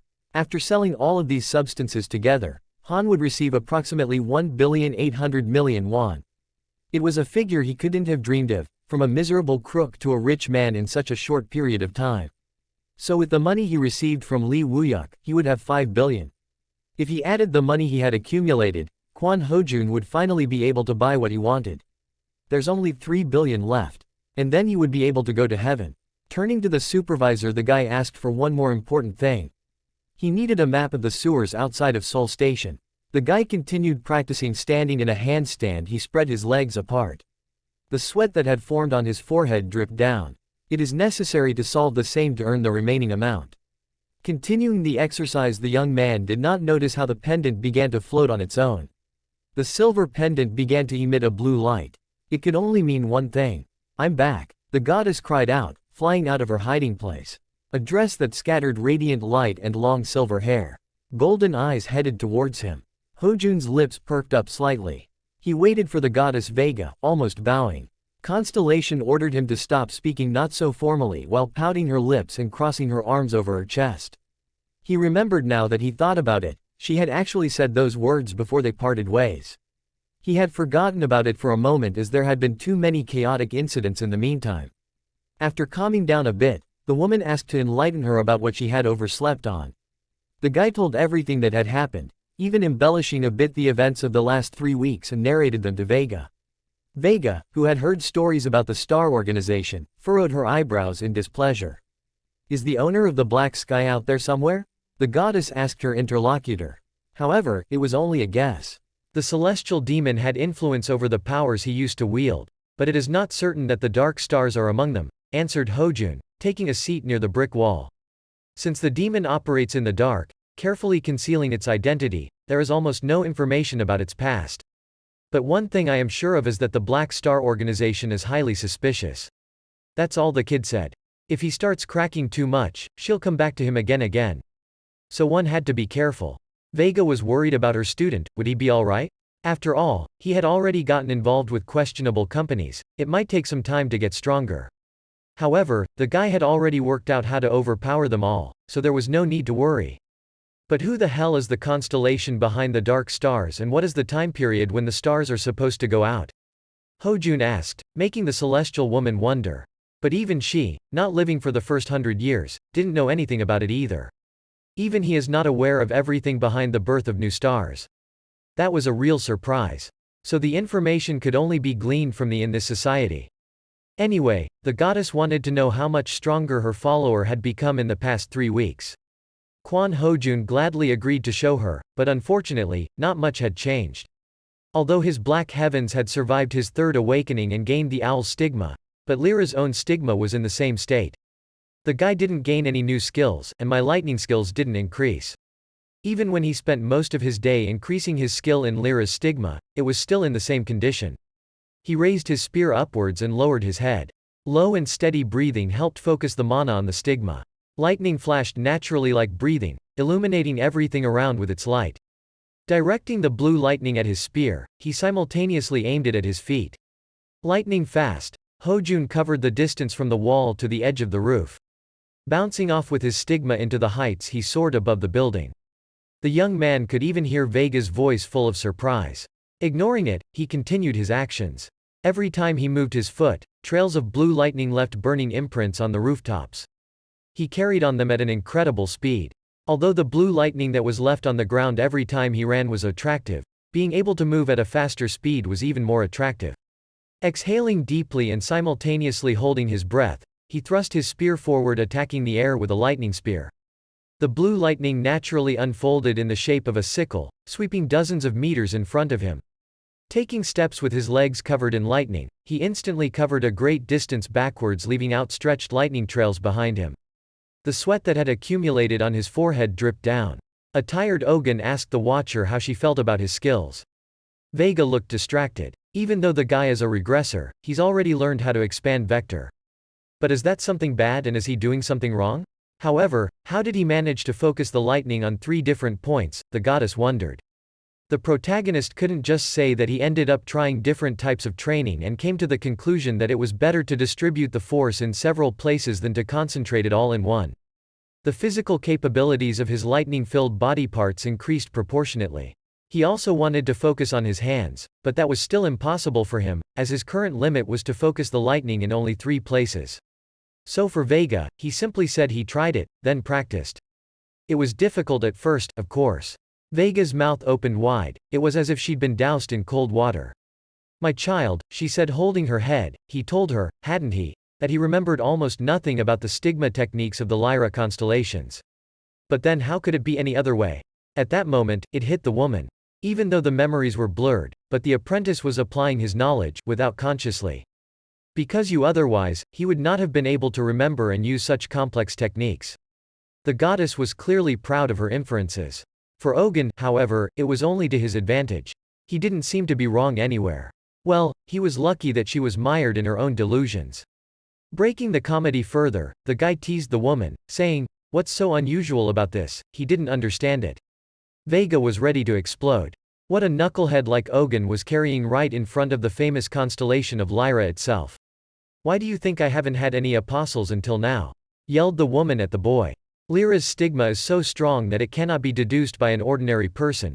Vega emphasized her words while answering her own question. "Even if they seem to be on the same level, the third one, which is closer to the second, and the third one, which is closer to the fourth, have a huge difference." Ogun didn't seem the least bit interested in this information. Even the sudden call didn't surprise him. Lazily pulling out, to the woman's shouts, his phone, he glanced at the display. He received a call from none other than Han Junman, who asked him to come to the guild on important business.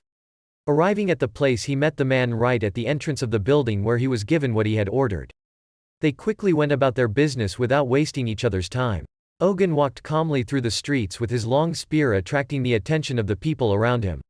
Vega, who flew behind him, looked over the new weapon, constantly asking about it. Thin blue lights burst out of the spear as he grabbed it. At a glance, one could tell that it was an excellent product mixed with high-quality starstones. He lightly turned the spear, which was slightly heavier than what he had used before. But such weight was nothing since he possessed such a monstrous body. After all, it was natural that the force would increase with increasing mass. The weapon was made by a genius guy. It was necessary to meet them and thank them personally, because it was hard to find such a talented person related to the production of equipment. He strapped the devices that held the thin titanium wires onto his arms. He began to pull them out of the bracelets little by little, showing them to the woman who was looking at them curiously. If they were used to disarm enemies and strike them with lightning, it would make a rather powerful weapon. However, that wasn't all there was to it either. The guy jerked his wrist sharply towards the nearest wall. With a powerful recoil, the wire shot out with a weight tied to the end, clinging to the edge of the wall. A silver line formed between the wire shot and the weight. "Now hold on tight, Vega," said Ojik to the unsuspecting goddess. With a savage force, the guy, along with the celestial goddess who was barely holding on to his hair, began to be pulled against the wall. He was like a parody of Spider-Man, only he was shooting wire and webbing. It howled an impressive feeling of weightlessness that occurred before each attachment to the next building. Laughter unconsciously burst out as he looked at the wire shooter, which turned out to be made with better quality than he had expected. Goddess Vega was in a great mood. She agreed, since he couldn't fly with the stigma yet, using this invention was a great idea. It probably didn't need to be mentioned that the young man didn't even know he could fly with it. The lucky constellation, however, simply enjoyed flying. Her apostle, as it seemed to her, had not yet remembered the lightning step technique. But poor Ojin was ready to cry. If only he knew that, he would have been running through the air long ago. "So you're done here, are you going to go home now?" the woman shouted in Quan Ojin's ear. There was no point in going back. Vega had returned and our hero had a new weapon. There were no more reasons to stand idly by. It was time to head to Sol Station to face the giant flesh monster to take away his crystal.